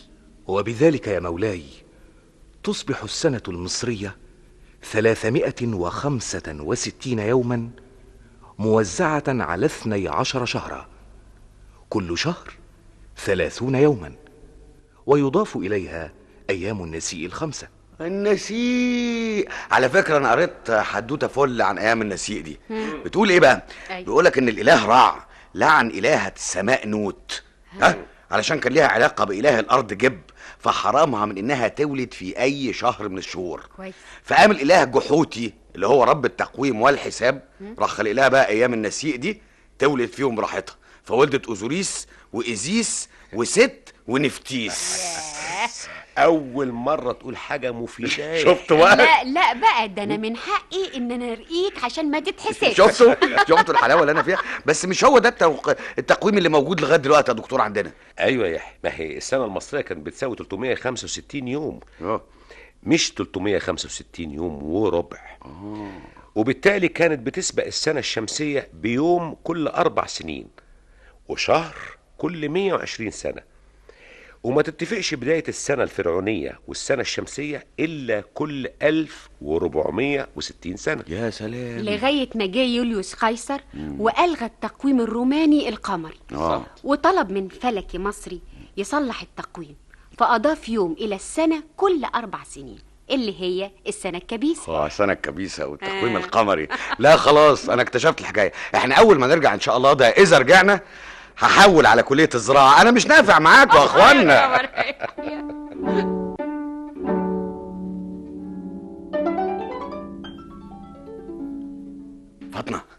فاطمة، في ايه يا يحيى؟ مالك؟ تعالي اوام، انا عايزك في موضوع مهم جدا. موضوع ايه بس؟ ما تأجله لحد الصبح، الدنيا برد وعايزه انام. هو لازم تيجي، انا ما اقدرش اجل حاجه، لازم تيجي لازم. ايه بس يا يحيى؟ حصل ايه؟ مالك؟ اسمعي يا فاطمه، ايه؟ انا قررت ارجع، انا مش عايز اكمل الرحله دي. ترجع ازاي يا يحيى؟ اهو كده. ايه اللي خلاك تفكر في المسألة دي دلوقتي؟ خلاص ما بقتش قادر يا فاطمه، ما بقتش قادر. كل يوم رعب وخوف، والواحد مش عارف مصيره ايه كمان. وبعدين في البيت ما يعرفوش عني اي حاجه. ما انا زيك يا يحيى، بس لازم نعيش التجربة دي للآخر. ده انت الوحيد اللي بيشوف العالم ده، وده لازم يديك احساس بالقوة وانك لازم تستمر. انا مش عايز استمر، خلاص مش عايز استمر، مش عايز اشوف اي حاجة، خلاص ما بقتش قادر. انا لازم اروح وارجع، مش عايز اعمل. ايه يا يحيى؟ في ايه يا ولاد؟ مالكم؟ بتزعق ليه يا يحيى؟ ابدا يا دكتور، اصله تعبان شوية. انا مش تعبان، انا يا دكتور عايز ارجع، مش عايز اكمل الرحلة دي. بتقول ايه يا يحيى؟ ترجع؟ ايوه لازم ارجع. تقدر حضرتك تقول لي احنا بقالنا هنا قد ايه وهنستمر هنا لغايه امتى؟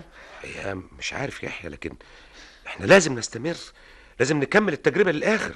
ايوه يا دكتور، هنكمل التجربه، بس برضو يعني لازم نعرف هنرجع امتى. وما تنساش حضرتك انهم في البيت يعني ما يعرفوش احنا فين دلوقتي. طب حتى بس نطمنهم. يا اخوانا احنا هنا فين من ايام كاموس ده؟ احنا بقالنا يجي 100 سنه. اكيد لما هنرجع مش هنلاقي في بيتنا حد خالص، لا امي ولا ابويا ولا جدي فرغلي مش هلاقيه، ولا اخواتي. طب ارجع لمين انا بعد كده؟ ارجع ده انا زماني اصحابي خدوا الليسانس واتجوزوا وبقوا مديرين عموم وماتوا كمان. ايوه بس استنى، اصبر عليا. نرجع ازاي؟ هسهر مع مين انا لما ارجع من غير فرغلي والناس دي؟ واذا رجعنا دلوقتي يا يحيى مش ممكن هنيجي هنا تاني، ودي فرصة مش ممكن تحصل غير مرة واحدة في العمر، مرة واحدة بس. اسمع يا دكتور وما تاخذنيش يعني، هو انت يعني عشان حضرتك مقطوع من شجرة ومالكش حد تقوم تحبسنا معاك هنا تضيع مستقبلنا يا اخي؟ كده يا يحيى انا اضيع مستقبلكم برضو؟ انا هكمل معاك الرحلة يا دكتور، وسيبه بقى يرجع زي ما هو عاوز. ايوه هرجع. دكتور مصطفى، هو حضرتك لسه زعلان مني؟ على فكرة أنا عندي ليك مفاجأة هايلة. مفاجأة إيه بقى؟ مش المراكب كلمت فاطمة امبارح؟ بتقول إيه؟ والله؟ أيوة يا دكتور، وقالت لي أيها الطائر الرقيق. ده خبر عظيم جدا يا ولاد. أنا عايزكم تحبوها زي بالظبط. لا وإيه؟ فاطمة طلبت منها إنها تورينا حاجة جديدة، فوافقت إنها تورينا قضية بقالها في المحاكم 20 سنة. القضية دي كانت في عهد الملك رمسيس الثاني في القرن ال13 قبل الميلاد، ودي بقى المفاجأة اللي إحنا محضرينها لك. عظيم قوي، أنا سعيد جدا يا ولاد. تقدمي يا نوب نفرت. إنني تحت أمرك يا سيدي الوزير. إن هذا الرجل المسمى خعي يدعي أن الأرض التي تقومين بالوصاية عليها هي ملك له. يا سيدي الوزير، إن هذه الأرض قد ورثناها عن جدنا الكبير نشي الذي كان ضابطا بحريا في جيش فرعون مصر أحمس، وقد منحه هذه الأرض لشجاعته، وتوارثناها جيلا بعد جيل إلى أن وصلت الأرض في عهد الملك حور محب إلى السيدة ورنرو، ولكن أختها تخارو أقامت دعوى أمام المحكمة طلبت فيها تقسيم الأرض بين الورثة، وقد حكمت المحكمة بتقسيم الأرض فعلا بين ورثة نيش الستة، ولكن ويرنرو وابنها المدعو حوي الذي هو زوجي استأنف الحكم، ونجح في إعادة وصايتها على الأرض إلى أن توفي حوي، وابن موسى ما يزال طفلا، فانتقلت الوصاية إليه. هل هذا مثبت في الوثائق الرسمية؟ نعم يا سيدي الوزير. إذن سوف توفد المحكمة الكاتب أمينيم أوبي ليأتي بالوثائق من العاصمة بي رامسيس لنرى أيكم أحق بالأرض. الله أمينيم أوبي هيروح يجيب الوثائق؟ ده كان عندهم أرشيف بقى زينا. أكيد الموظفين برضو كانوا بيزوغوا.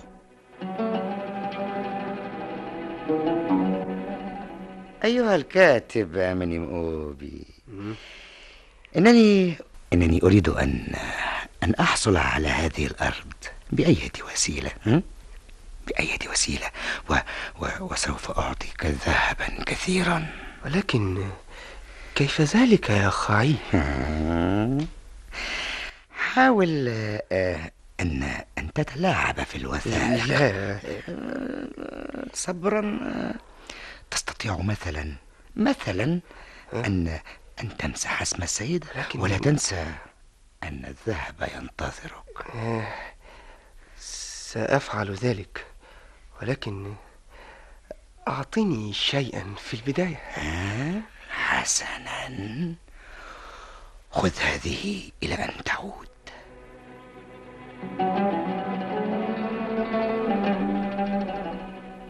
يا نوب نفرت، لقد فحصنا الوثائق الرسمية ولم نجد اسمك أو اسم أجدادك فيها، وعلى ذلك سوف تعطى الأرض للمدعي خعي. إنها أرضي يا سيدي الوزير، فليعاقبني الإله إن كنت أكذب، فكيف يأخذها ذلك الغريب؟ لكن القضية لم تنتهي بعد، لأن موسى ابن نوب نفرت عندما كبر استأنف الحكم مرة ثانية وأحضر الشهود، لأنه كان يعلم أن الحكاية مزورة وسوف تستأنف القضية. يا سيدي الوزير، إن هذه الأرض لنا، وقد اغتصبها دون وجه حق المدعو خعي، وهؤلاء يشهدون على ذلك. استدعي الشهود. الراعي مسمن. أقسم يا رجل أن تقول الحق. أقسم بحياة آمون وبحياة الملك إنني سأقول الحق ولن أتكلم زورا، وإذا تكلمت زورا فلتجدع أنفي ولتقطع أذني والأنفى إلى النوبة. إن هذه الأرض ملك موسى. المواطنة بيبو إموية. أقسم بحياة آمون وبحياة الملك، إذا شهدت زورا فأليق بي أن أصبح مهملة في خلفية البيت. سيدي، إن المدعو خعي اغتصب أرض موسى. وهناك الكاهن بيبا. نعم يا سيدي الوزير، إنها أرض موسى، وقد رأينا أباه وهو يزرعها، ولم نرى ذلك المدعو خاعي إطلاقا. وهذه المواطنة مايا. أقسم إنني منذ وعيت الحياة وأنا أرى نوب نفرت ترعى هذه الأرض. وهناك تاجر عسل النحل حوري، ورئيس الاسطبل نب نفر، والمواطنة توي، وكلهم يشهدون بذلك. بعد سماع الشهود قررت المحكمة أن تعود وصاية موسى على الأرض، وأن ينفى خعي إلى النوبة. يا سلام على العدل، يحيى العدل. وين أراضينا؟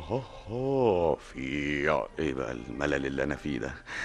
أنا هفضل قاعد لوحدي كده؟ دي مسألة شديدة الملل فعلا. أنا عارف بس الدكتور وفاطمة راحوا فين؟ أيوة، أنا أحسن حاجة أقوم أكتب مذكراتي. هي دي فكرة حلوة. مذكرات إيه؟ مذكرات؟ طب أنا هكتب فيها إيه دي؟ بصراحة دي هتبقى حاجة تكسف قوي، يعني هكدب وأقول إن أنا شجاع وبطل ونازل اكتشافات في الرحلة. طب أنا لو ما كتبتش مذكراتي هعمل إيه بس؟ بصراحة أنا خايف وأنا قاعد كده لوحدي. أنا أحسن حاجة أطلع أتمشى فوق سطح المراكب ايوه، وهو اسلي نفسي باي حاجه لغايه ما يرجعوا.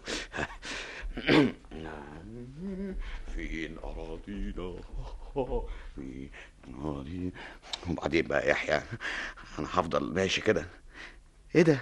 لا لا، ده الكتاب اللي كان مع فاطمه عن اخناتون. ايوه، طب انا احسن حاجه بقى اقعد اقراه. ايوه، على الاقل انسى. ايه بقى يا سيدي؟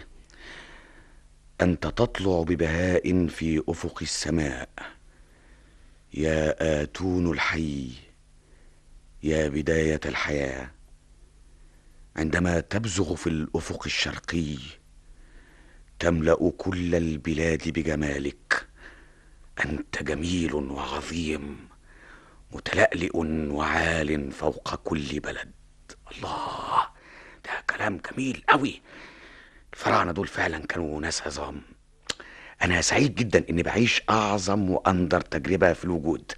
لا ده بجد، أنا مش بهزر. والله أنا سعيد. أيها الضاحك المتدفق كالنهر. ها؟ إيه ده؟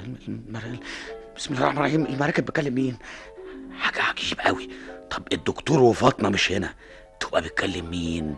أكلمك أنت. بتكلمين أنا؟ بتكلمني؟ لا، مش معقول. يا فوق اللي حصل، المراكب تكلمني أنا مش مصدق نفسي. لقد أحببت ذلك العالم، لذلك أحببتك أيها الضاحك المتدفق كالنهر. أحببتيني؟ أحببتني فاطمة؟ فين الدكتور وفاطمة يسمعوا؟ الله يخليكي، الله يخليكي. طب دي أول مرة في حياتي واحدة تحبني. إن ابتسامتك تشع كالشمس فتغمر القلب بالدفء. سوف أهديك رحلة للذين أحببتهم. ستعيش ما كنت تقرأ وسترى إخناتون. إخناتون؟ لا، ده أنا أكيد بحلم. أنا بخرف. يا دكتور، يا فاطمة، تعالوا الحقوني. تعالوا بتتلخبط ليه وعامل دوشه كده ليه؟ المراكب كلمتني. المراكب كلمتني وبتحبني. والمرة دي بقى أنا اللي هوديكم معايا الرحلة، أنا اللي هكتشف لكم بصحيح. انا سعيد يا يحيى، سعيد جدا، سعيد ان المراكب حبتكم وانتوا بتحبوها. دي لحظه عظيمه في حياتي، عظيمه حقيقي.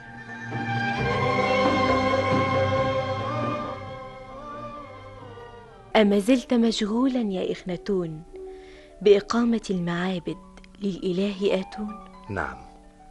نعم يا نفرتيتي الجميلة. إن هذا الإله هو القوة الكامنة خلف قرص الشمس.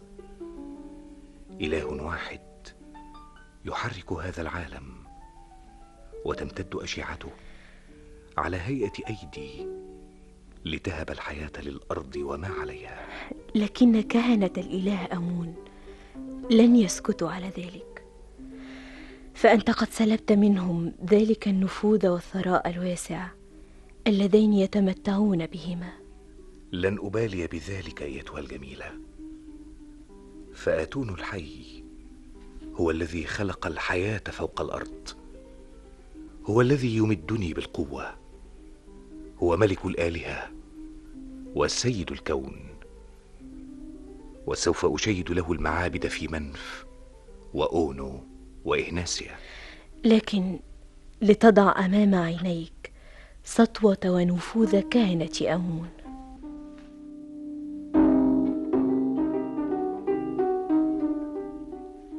أيها الكهنة، لقد وصلتنا أخبار من جواسيسنا تقول إن الملك أمنحتب الرابع والذي سمى نفسه إخناتون وحد الآلهة جميعا في إله واحد هو آتون، ويستعد الآن لجعل عبادة آتون هي العبادة الرسمية. إنها حقا كارثة.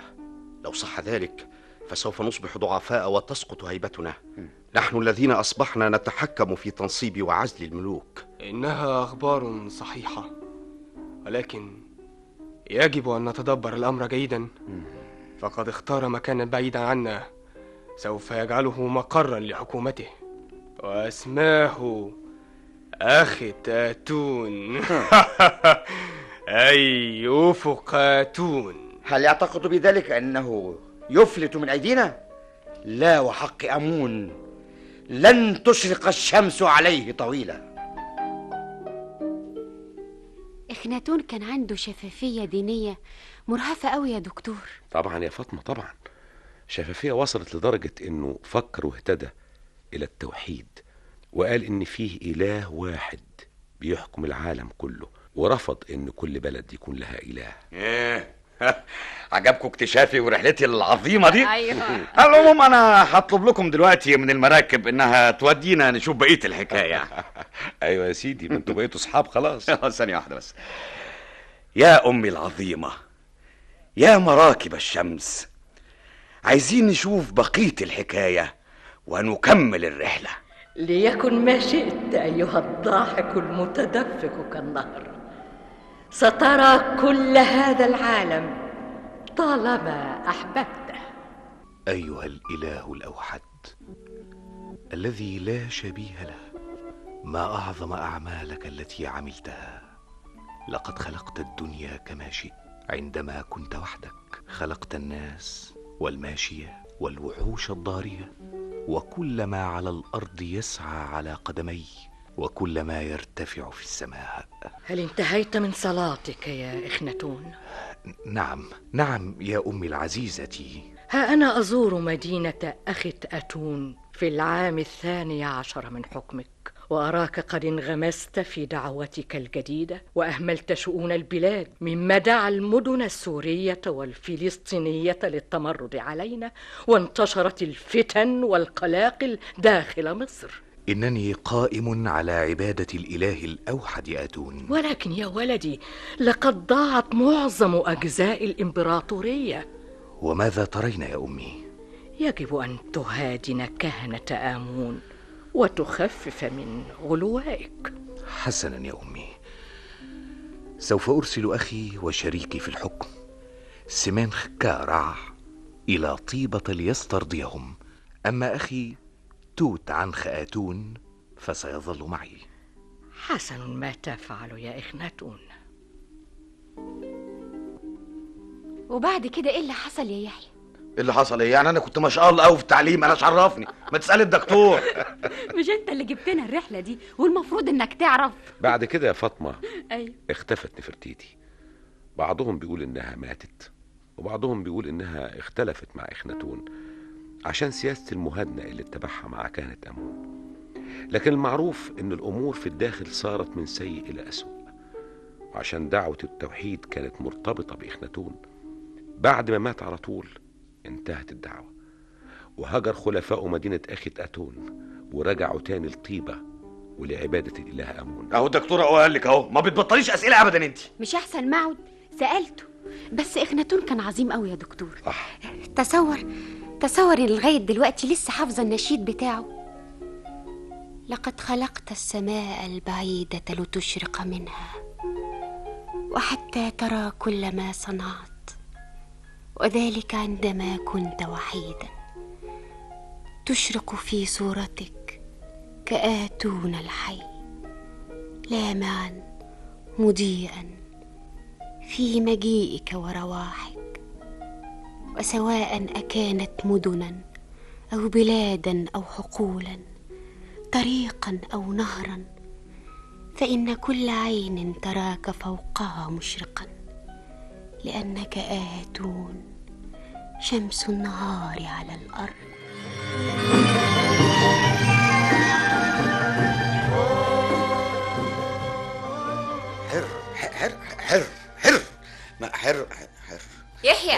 يحيى نستني. الله. حر ونفر هو ماله عمل يخت الله. يحيى حر ونفر واخت. يا سامي يحيى. ايه ده؟ دي حاجه تجنن، انا مش فاهم ولا كلمه. استني، يا ريتني كنت سمعت كلامك يا جدي واشتغلت معاك سنكري، كان احسن لي. انت بتعمل ايه يا حر يحيى؟ ونفر. الله، ايه اللي في ايدك ده؟ لا اصل انا ايه، لقيت البراديه ديت وبترجمها، فترجمت لغايه دلوقتي حر ونفر واخت وايه، وقاعد انا بقى اكتشف وانت نايمه على ودانك. سيبيني بقى. تترجمها؟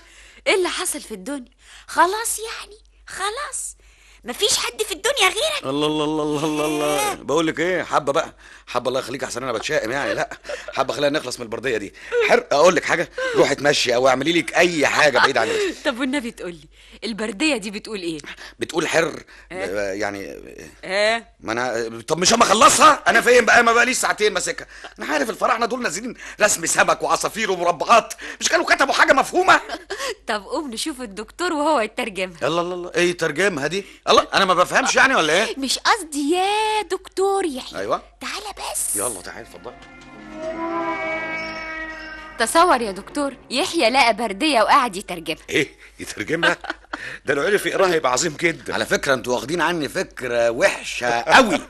طب انا مالي، انا مالي حد يقعد يرسم الطلاسم دي ويقول عليها كتابه؟ الطلاسم دي يا دكتور يحيى كانت اعظم اكتشاف في التاريخ، لدرجة ان الاغريق سموها الكتابة الهيروغليفية، يعني الكتابة المقدسة. ايوه انا عارف الحاجات دي كلها. الكتابة يا يحيى في الاول خالص كانت بالصور، يعني لو عاوزين يقولوا شمس مثلا يقوموا يرسموا شمس، عاوزين يقولوا سمكة يرسموا سمكة، والمستطيل يعني بيت. طيب لو كانوا مثلا عاوزين يعبروا عن واحد بيعمل حاجة أو حركة معينة، كانوا بيرسموها ازاي يا دكتور؟ بالصورة برضو يا فاطمة. يعني لو عاوزين يقولوا مثلا يشرب يقوموا يرسموا واحد بيقرب الإناء من بقه، عاوزين يقولوا يسقط يقوموا يرسموا واحد بيقع على وشه. أما بقى الحاجات اللي ما كانتش بتتشاف أو تتلمس زي الهوا مثلا، فكانوا بيرسموا شراع مفروض. يا سلام، دي حاجة جميلة قوي، حاجة سهلة جدا ومفهومة، بس هي فاطمة كده اللي غاوية أسئلة. أنا كنت عارف. والله ما أنت عارف حاجة، ومش ممكن تاخد الليسانس أبدا. الليسانس مين بقى؟ ليسانس مين يا دكتور؟ ده احنا بقالنا يجي 100 سنة في الحتة المقطوعة دي. ده احنا لو رجعنا دلوقتي نرجع في هنروح نقول لهم إيه؟ أقول لهم أنا كنت طالب عندكم من 100 سنة ولسه ما خدتش الليسانس. كلام بيقولوا يحيى ده حقيقي يا مصطفى. احنا فعلا بقالنا قد ايه هنا؟ يا ترى هنرجع عواجيز ونلاقي العالم اتغير ولا ايه؟ ولا هنرجع في نفس السن؟ طب وايه الفرق يعني؟ وانا لو رجعت دلوقتي هرجع لمين؟ مين هيستناني؟ كنت فاكر ان الرحله دي هتقدر تنسيني احزاني وتغسل همومي، لكن انسى ازاي؟ حد يقدر يعيش من غير ماضي؟ بس ده ما كانش ماضي، لا ده كان عذاب. طول عمري ماليش حد، طول عمري وانا وحيد في عز البرد، ودبة رجلي الوحيدة بترن في قلب الشارع الفاضي، والمطر والرطوبة بتحفر في عظمي وعروقي. حتى الحلم الوحيد اللي كان قرب يتحقق راح مني، راح. أيها الذائب عشقا في مراكب الشمس، لا تجعل شجر الحزن يورق في قلبك ويسحب ظله الكثيف على عينيك، لتمنح الشمس وجهك وقلبك، لتمنحك الدفء والحياة. حاول أن تخطو كل يوم خطوة جديدة، حتى لو كانت غاية في الضآلة، لكن لا تقف مكانك، وليمنحك راحة دفء العالم. انت الوحيدة اللي فضلالي يا مراكب الشمس، ما عادش ليا حد غيرك ابدا، ما عادش ليا حد.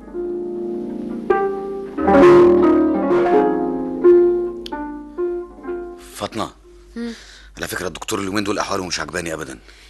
مش عارفة يا يحيى، طول النهار سرحان وبيحاول يقعد لوحده كتير من أيام حرب التحرير وهو في حاجة كده مش طبيعية. طيب ما تيجي نشوفه يا يحيى ونشوف في إيه؟ لا أنا بتهيألي نسيبه دلوقتي أحسن. تعالي إحنا نعمل أي حاجة. أقول لك تعالي نروح نتفرج على الاتنين اللي قاعدين يكتبوا على جدران المعبد اللي هناك ده. أنا دلوقتي خلاص فهمت الكتابة، نقعد نتجسس عليهم كده ونشوفهم بيكتبوا إيه فنفهم. أيها الضاحك المتدفق كالنهر، ها أنا ذي فرحة بك، لأنك بدأت تبحث عن المعرفة وتفتش في أسرار هذا العالم العظيم، وسوف أمنحك كل ما تحب وكل ما تود عيناك أن تراه. متشكر جدا جدا يا أمي العزيزة.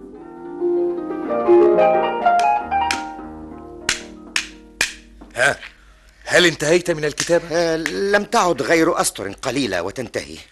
لقد اكتشفت أن هذه الكتابة قد أصبحت عاجزة عن التعبير عن أحاسيس الإنسان، فكيف أعبر عن إحساسي بالسعادة أو الحزن أو المرض؟ فعلا لقد فكرت في ذلك طويلا، وعلينا أن نطور هذه الكتابة. ما رأيك لو أخذنا الصورة لتعبر عن معان ليس لها علاقة بالشكل؟ وكيف ذلك؟ لو رسمنا مثلا مستطيلا فهذا يعني بيتا وينطق بر، أو يعني وجه الإنسان وينطق حر. فمن الممكن استخدام هذه الصورة في كلمات أخرى دون أن تكون لها علاقة بالصورة. مثلا إذا استخدمنا صورة القصبة الهوائية والتي تنطق نفر بمعنى الجميل أو الطيب، فإننا نستطيع استخدام هذا المعنى دون أن نعني أنها قصبة هوائية. الله، بقى القصبة الهوائية اللي هي نفر دي يعني جميلة؟ يعني الواحد لما يقول نفر فاطمة تبقى فاطمة الجميلة. الله، ده الواحد مثقف ثقافة. طبعا هو في أكتر بقى من كده ثقافة. اسكت. وكيف نفرق بين العلامة المصورة لذاتها والعلامة المصورة لقيمتها الصوتية؟ الأمر سهل جدا. إذا استخدمنا العلامة لذاتها نضع تحتها أو جانبها شرطة رأسية. فلو رسمنا مستطيلا مثلا وتحته شرطة رأسية يصبح بمعنى بيت فقط. الله الله الله الله، ايه شرطة؟ انا ابتديت اتلخبط تاني اهو. استنى بس يا يحيى. اما اذا استخدمنا بر بمعناها الثاني يجري فنرسم مستطيلا وتحته ساقان يتحركان. يتحركان ايه بس؟ مش كانوا لقوا حاجة اسهل من كده؟ لا يا يحيى، ما هو كان في الكتابة الهيراتيقية يعني الكهنوتية، وكانت تستخدم لتسجيل الأعمال الحكومية والمعاملات اليومية والرسائل والنصوص الأدبية. وكانت بتستخدم نفس الرموز لكن بطريقة سهلة ومختصرة. وقبل نهاية التاريخ الفرعوني ظهرت كتابة تالتة وهي الديموتيقية يعني الشعبية. لا ده كلام كبير قوي بقى. بقول لك ايه، انت تريحي نفسك لان انا مش فاهم اي حاجة. طب يلا بينا نرجع احسن الجو بدأ يبرد. يلا، وبالمرة برضو نشوف الدكتور ايه اللي جراله. انا كان مال انا بس ومال الرحلة دي. يا سلام، اللي يسمعك كده يقول انك شايل الرحلة على دماغك. اهو ده اللي بناخده منكم، تريقة وخلاص. يلا الواحد ما عادش. يلا حاسب يا يحيى، حاسب يحيى.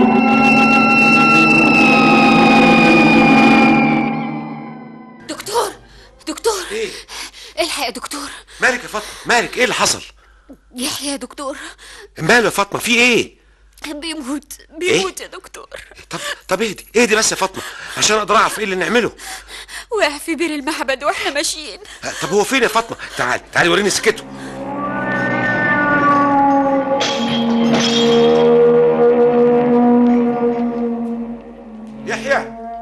يحيى الحقوني! انت سليم يا يحيى؟ انا بتخنق ومش قادر اخد نفسي، انا هموت، الحقوني! وبعدين يا دكتور ايه الحل؟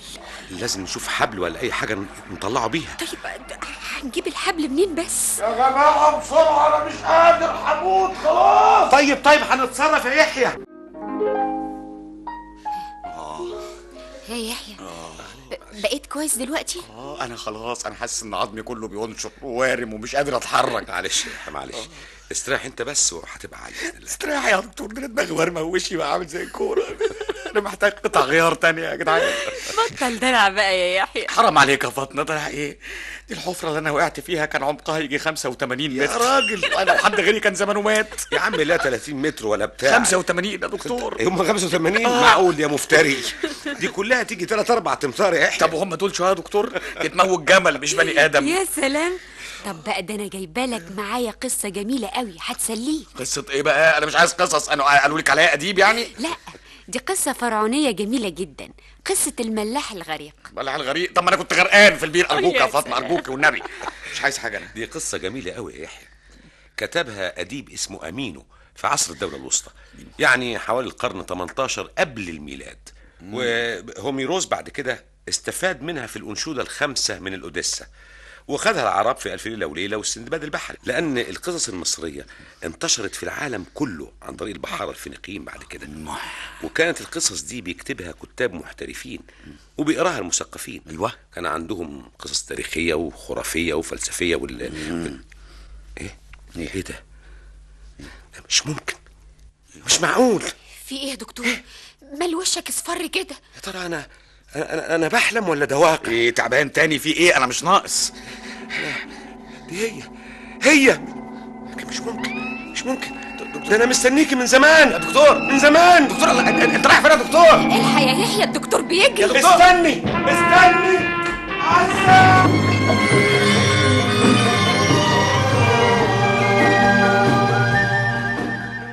ارجوك يا دكتور تستنى. انت رايح فين بس؟ عزة هي يا يحيى، عزة اهي.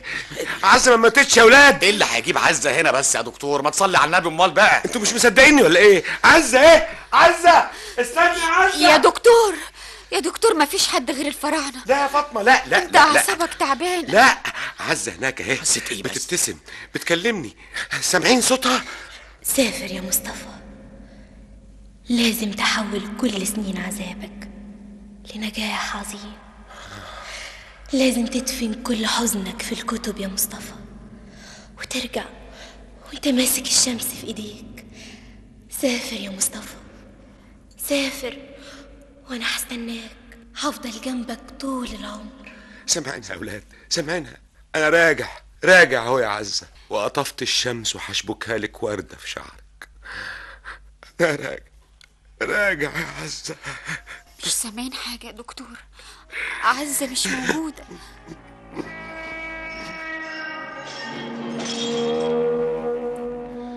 الدكتور عامل ايه دلوقتي يا فاطمه؟ طول الليل سخن وعمال يقول عزة. دكتور صعبان عليا قوي يا يحيى. انا مش عارف ايه حكايه عزة دي وايه اللي فكروا بيها دلوقتي. يا ترى دي مراته ولا بنته؟ مسكين الدكتور مصطفى طول عمره عايش لوحده. انا مش قلت لك انه اكيد في حاجه مخبيها؟ انا لازم اساله عن عزة لا دي. لا بلاش ارجوك يا يحيى، ده لسه تعبان، وبعدين هو حر في حياته الشخصيه. ايوه ما قلناش حاجه، بس لازم نعرف مين دي. طيب طب تعالي نطمن عليه دلوقتي.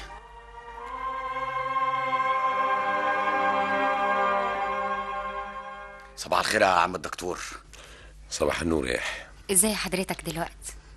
الحمد لله. بس انا ما كنتش تعبان يا اولاد، صدقوني.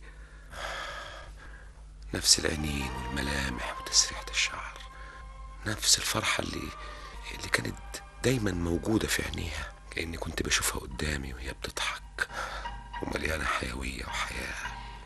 انت لازم تستريح يا دكتور، حضرتك تعبان قوي والارهاق باين عليه. ارهاق ايه بس يا فاطمه؟ لما الدكتور زي الفل اهو على العال الحمد لله.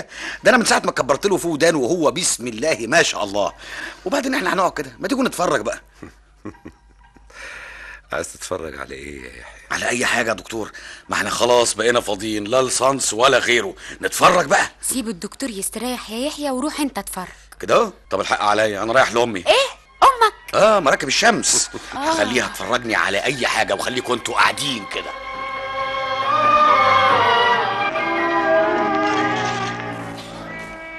ياه، كل دي مسله، والغريب انها كتله واحده. تعرفي يا فاطمه ان المسله دي وزنها 500 طن؟ الله، ويقعدوا كل العمال دي عشان يقطعوا مسله؟ ده ايه القلاطه دي؟ المسله ما كانتش وظيفتها معماريه وبس يا يحيى، لا، دي كان لها وظيفه دينيه، لأن قمتها اللي كانوا بيسموها بن كانت بترمز للتل اللي خلق آتوم إله الشمس نفسه عليه، وعشان كده كانوا بيغطوها برقائق من الذهب عشان تكون أول حاجة تستقبل الشمس في الصباح وآخر حاجة تودعها في الغروب. أيوة، بس يعني هينقلوها إزاي ويجروها من مكانها إزاي؟ ما احنا هنشوفه يا فاطمة. لقد أحضرنا الزحافة الخشبية الهائلة التي ستحمل المسلة، ومهدنا الطريق بالطوب اللبن حتى الميناء. أيها الرجال، حسنا، فلنبدأ المسيرة حتى الميناء. يا خبر، السفينة الضخمة دي هي اللي هتشيل المسلة؟ أيوة يا فاطمة، طول السفينة دي 60 متر وعرضها 20 متر. بس يا دكتور دي واقفة في حوض فاضي ما فيهوش مية، هتمشي ازاي دي؟ ما هو بعد ما يحطوا المسلة بيملوا الحوض مية، تقوم المركب تطفو على سطحه. لقد أتت الصنادل التسعة التي ستسحب السفينة أيها الملاحظ. حسنا، لنختر الآن أمهر المرشدين الذين سيقومون بإرشاد السفينة، لأنها لو جنحت إلى الشط فلن توجد قوة على وجه الأرض تجعلها تعوم مرة أخرى. الله، دي المركب وصلت طيبة اهي، حاجة عجيبة. طول الرحله والناس عماله تطلع على الشطين وتغني، دول فرحانين قوي بالمسله. استنى يا يحيى، هيوقفوها ازاي يا دكتور؟ زي ما انت شايفه كده يا فاطمه، عاملين طريق بيرتفع بالتدريج لغايه ما يوصل ارتفاعه 35 متر فوق القاعده اللي هتتحط عليها المسله. انا شايفه. ويعملوا فوق القاعده بالظبط بير على شكل قمع، وبعدين يملوا البير ده رمله. بعد كده يسحب المسله آلاف العمال لغايه ما تبقى نهايتها على حافه البير، وبعدين يسحبوا الرمل اللي في البير عن طريق فتحات، فتبدأ قاعدة المسلة تغوص شوية بشوية في الرمل لغاية ما تقف في النهاية على القاعدة. الله، أما فراعنة بصحيح.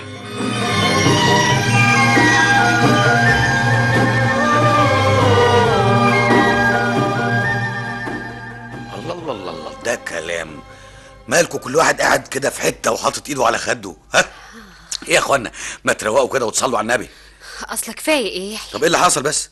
ما احنا قاعدين نتفرج من الصبح على حاجات جميله اهو. انتوا ايه، انتوا مفيش فايده فيكم ابدا؟ اعمل لكم اراجوز؟ لا بس اصل الواحد يظهر تعب من اليومين اللي فاتوا دول يا يحيى. لا مش مساله تعب يا دكتور، ده انتوا شكلكم كده يقطع القلب. مش عارفه الجو ماله كئيب كده ليه؟ كئيب؟ مالك انت بتقولي بكئيب كده؟ اجيب لك ابن ابانا جايز تنبسطي؟ وبعدين معاك يا يحيى. اعمل لكم ايه بقى؟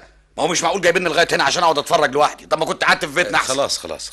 خلاص انت عاوز تروح فين؟ المكان اللي انت عايز تروحه قول لنا عليه واحنا نيجي معاك. سوف يشرق رع وتبدأ الأرض دورة جديدة، وترون بلادا غير مصر. سوف نبحر الآن إلى الجنوب لتروا عالما آخر وحضارة أخرى. حضارة أخرى؟ الله، هنروح أمريكا.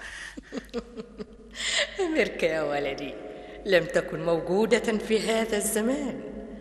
سترون بلاد بونت وستعيشون هذه الرحلة العظيمة، وتسري رائحة البخور المقدس في خلاياكم. فلتفتحوا نافذة جديدة ليدخل رع ويمنح قلوبكم البهجة. لقد جمعتكم اليوم لأمر هام، فقد قررت أن أرسل بعثة تجارية بحرية إلى بلاد بونت. ولماذا بونت بالذات يا صاحبة الجلالة حتشبسوت؟ أمس وعندما كنت أتضرع إلى الإله آمون سمعت أمرا من آمون.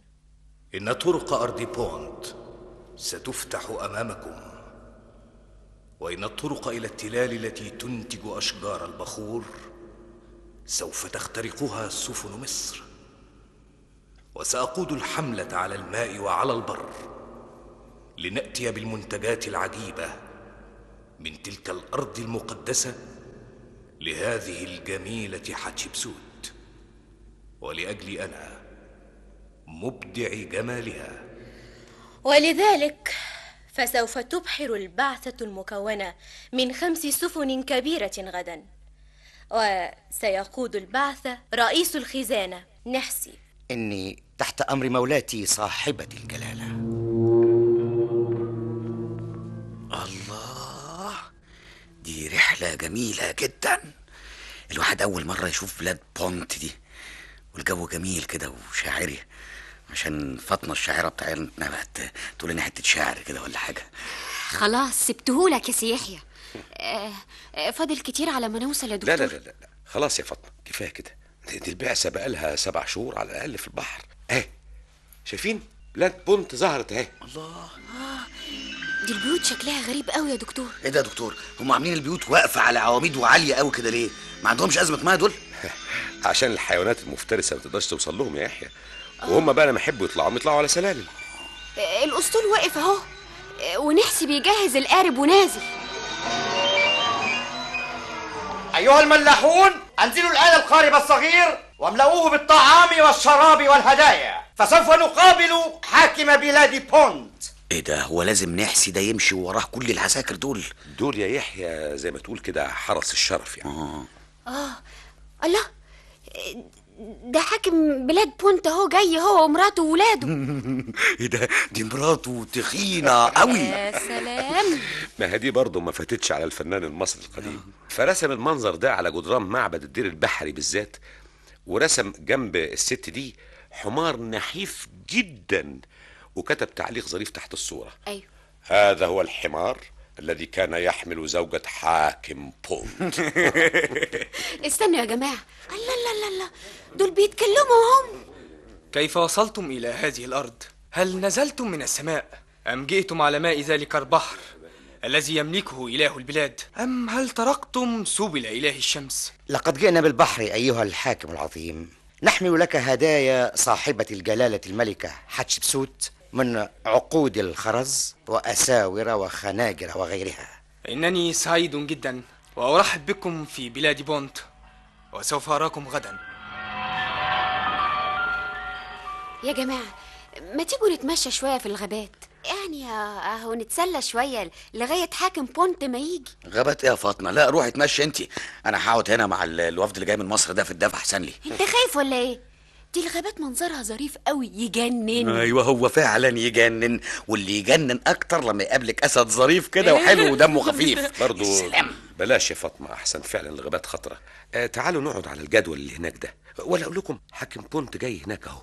تعالوا نشوف ايه اللي هيحصل. أهلا أهلا بالحاكم بارحو، لقد نالنا عظيم الشرف. هذه هدايانا إلى ملكة مصر حتشبسوت، المر والذهب وعصي الصيد وأشجار البخور لتزرع في مصر وليملأ شذاها وادي النيل. ليرعاكم آمون ولتحل بركته عليكم.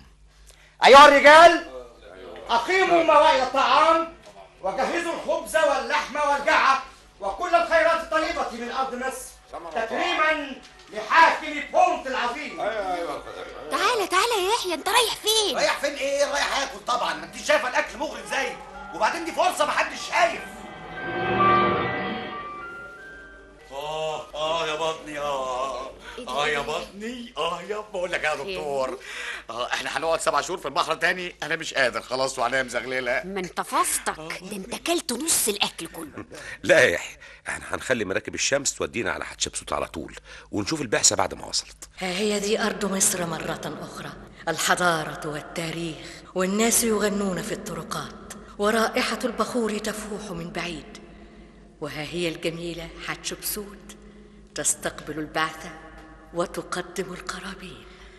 أيها الإله آمون، لقد خرجت البعثة من أجلك وعادت أيضا من أجلك، فاقبل هذه الهدايا، فقد غرست أشجار بلاد بونت في حديقتك لتتنفس ذلك البخور المقدس كل صباح. مرحبا مرحبا يا ابنتي الجميلة حتشبسوت، إنك تسعدين قلبي في كل الأزمان. إني قد منحتك كل الحياة والسلام والعافية، وأعطيتك كل الأقطار وكل البلاد ليسعد بها قلبك، لأني كنت قد عزمت من الأزل أن أمنحها لك.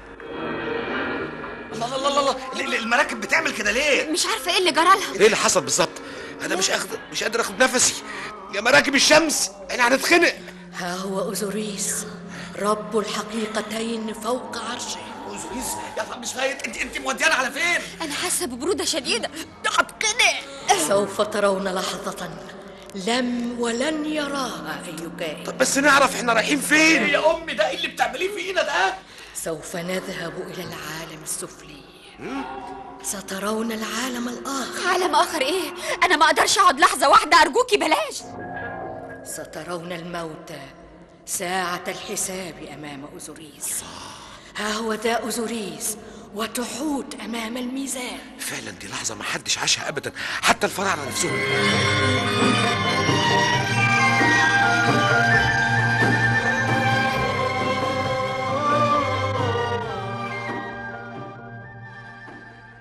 وتقول العقيدة الفرعونية القديمة إنه عندما خلق العالم خلق به نهران، نهر مصر وهو النيل العظيم، ونهر السماء. وعلى هذا النهر الأخير كان الإله رع يسير بمراكب الشمس، يتجول عبر السماء الواسعة ويشرق على الحقول ويضيء وادي النيل. وعندما يحل المساء ينحدر رع في جلال وتبدو المراكب مشربة ببقايا الضوء والألوان، وهناك تنتظره مجموعة من الآلهة، حيث تتعرى المراكب من زينتها ويرقد جسد راع ميتا في انتظار ميلاد يوم جديد. أشوفكم المحاضرة الجاية بإذن الله. دكتور مصطفى، سيادة العميد عايز حضرتك. طيب يا عم إبراهيم، أنا جاي دلوقتي. مونتاج فوزي جويد، مدحت مرسي، عادل الطبي، إيمان علي محسن.